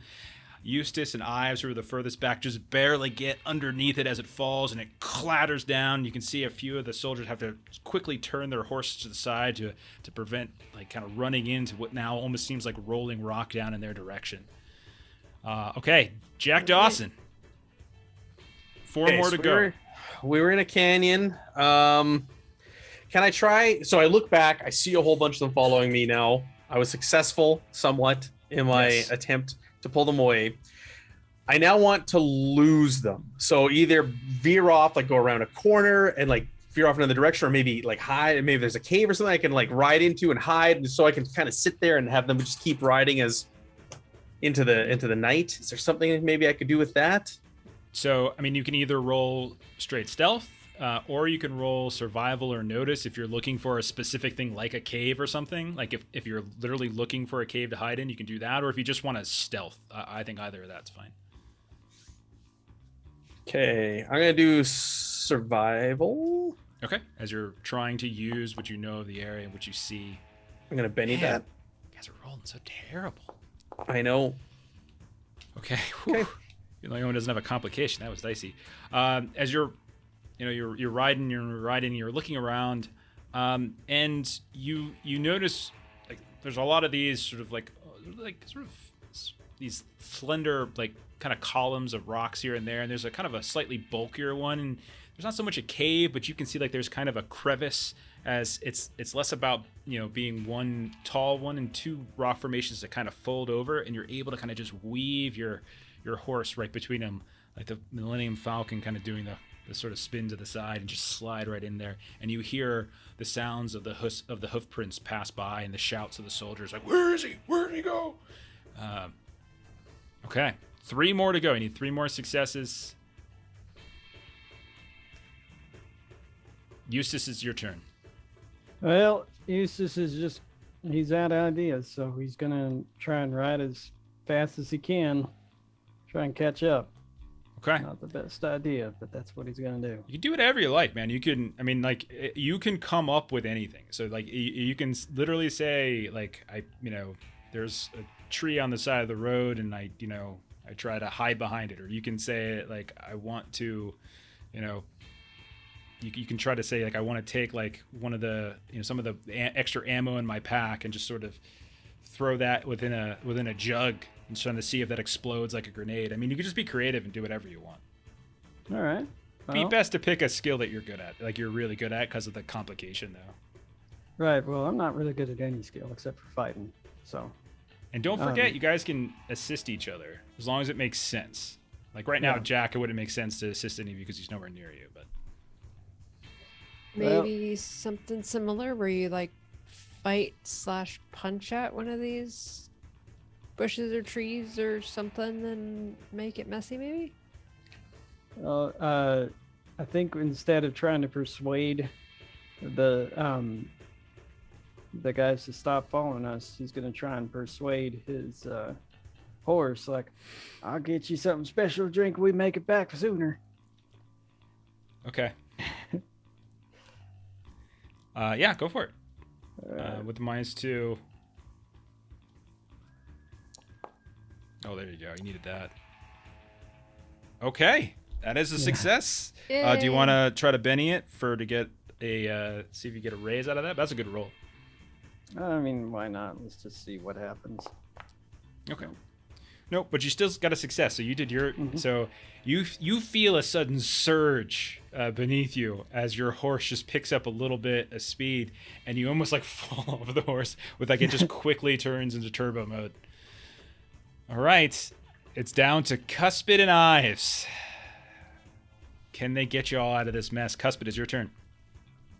Yeah, Now- that turbo lag, it just doesn't kick in right away. Yeah. Quite true.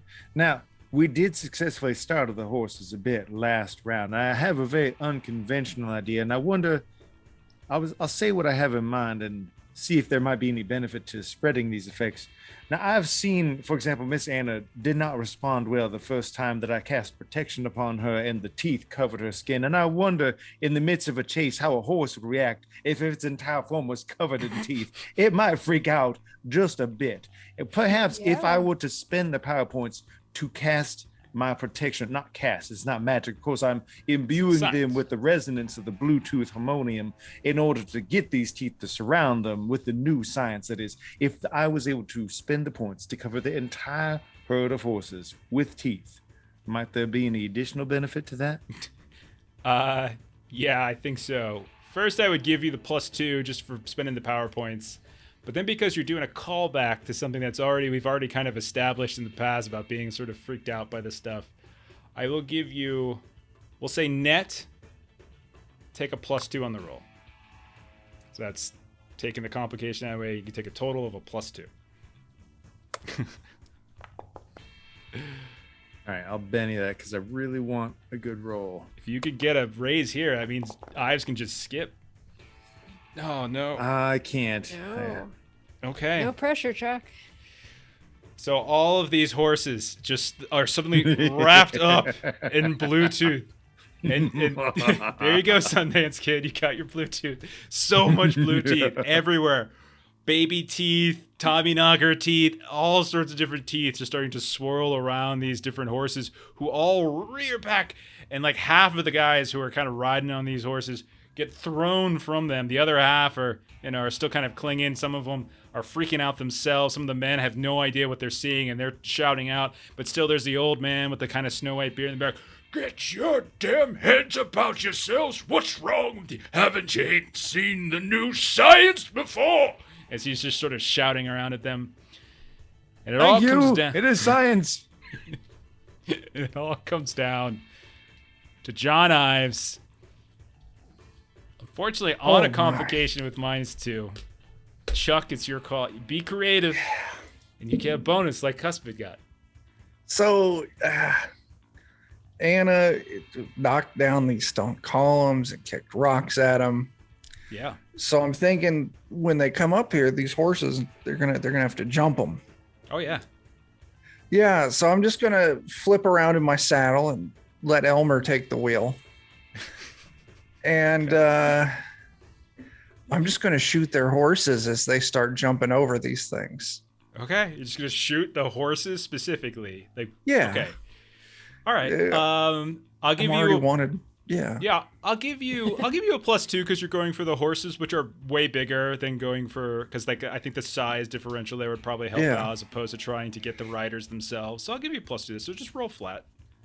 And since it's nighttime, I will be taking a Oh god, I -1. forgot about that. I forgot about the nighttime. No, Damn. we believe Okay. in you. Okay. Oh, Oh. there we go. Yeah. All right. Nice. Chuck, describe what this looks like as you get away. Like, what does it look like as this succeeds? As these horses, they're spooked, running through the teeth. They're leaping over these rocks. There's just this almost machine gun like sound of Ives just unloading his 2 6-shooters. Bap, bap, bap, bap, bap, bap. And all of the horses just fall dead underneath these riders with one well-placed shot right between the eyes of every single horse. Oh my goodness, that's horrific. Yeah, it is. You guys continue to ride into the night as you just hear screams of men falling down, some in pain from getting horses falling on top of it, some in like just utter disgust and sadness and horror as all of these horses are suddenly dead after some strange things befall them. As the four of you journey out into the night, you suddenly hear the sounds of a horse. You flip around, eyes with your gun drawn, ready to fire, and you realize, nope, it's just Jack. As he comes up, and the 5 of you make it back to camp with the rocket pack, with the schematics, with Cuspid bleeding still from a wound. And that is where we will end for tonight's session. That was fun. Oh my gosh. Okay. It's good. That Okay. was so close. Well done. Certainly hope there won't be ramifications for killing 15 U.S. Army horses. There's ramifications awesome. for everything. Of course. Oh, so great. That's great. That was fun. Yeah. I it was. I'm a big skill challenge fan and all that kind of stuff. Agreed. All right. So yeah, I've been digging more and more into the rules and stuff. Now I've been playing Savage Worlds every week. So like I don't have to like relearn it every other week. Now that we're doing Holler on the opposite weeks, it's like, okay, I know how to do this. I know how to do this. It's like, yeah. All right, let's do a closing round table, and then we'll get out of here for tonight. So Jeremy, tell us about this Patreon. Yeah, Aaron Reese on Patreon. You've got comic books, art, RPG assets, maps. It's great. Check it out. Awesome. Matt, what are you doing? This Thursday night, 9 p.m. Central Standard Time on Garblight Games. We're doing Starfinder. Jeremy and Jeff are in that. Jeremy might try to kill himself this week. I don't know, because he has a new character that he wants to play. And then Saturday afternoon on Garblag, I think maybe at noon Central Standard Time. We're talking before the game. Somewhere Saturday afternoon, we're going to do a Marvel. Due to the overwhelming response, we're going to do another session of the Marvel Multiverse RPG using the playtest rules. I'm going to roll basically Rocket Raccoon again. I'm just going to call him something different. I don't know. There you go. You want all that love in the comments again. Torpedo Tommy or something like that. You could play him. I threw it out there. You can play a pre-made character, an existing character if you want. What are you talking about? I'll make something new. Okay, Adam, what's Grim Perilous doing? We're doing an awful lot. We have some products in the pipeline that are about to come out. Beyond the Fire Volume 2 is about to come out, so keep an eye on Drive-Thru RPG for that. But as far as streaming goes, tomorrow we will be playing Tribes of Midgard, as we're probably going to come to a wrap on that game for a while and choose another game to play for a little bit. But we're on our way to day 100 in survival mode, and it has taken us weeks to get there. So if you want to see close to the end, we're almost there. And then on Saturday night at 9 p.m. Central, Jeff's favorite thing to do all week long is play Heart with us, as it is a pun-free zone. And, it's really not. It's like nowhere close to a pun. That is a lie. That is a great big lie. And if you want to check out our session 0, that is up on YouTube as of today. And Don't forget Friday. Oh yes, Friday is a special event where we will be playing 3-2-1 action with the creator of the game, one of the creators of the game, John Hambone McGuire. I myself did some rules development for that system. It's pretty fun. If you want to see it in action, check out Grim Perilous Plays 9 p.m. Central on Friday, and we will show you how that's played. And they're doing a post-apocalyptic spin on it this time around, so gonna have a lot of fun with that, and hopefully I can convince Matt to join us. It's a really fun game. I remember we played like last year, and it was like kind of the action focus, sort of like we were on like that island. I remember it was a lot of fun. Yeah, So that was Point Nemo, I think. Point Nemo, that's right. That's what it's called. Chuck, what are the Fenders doing?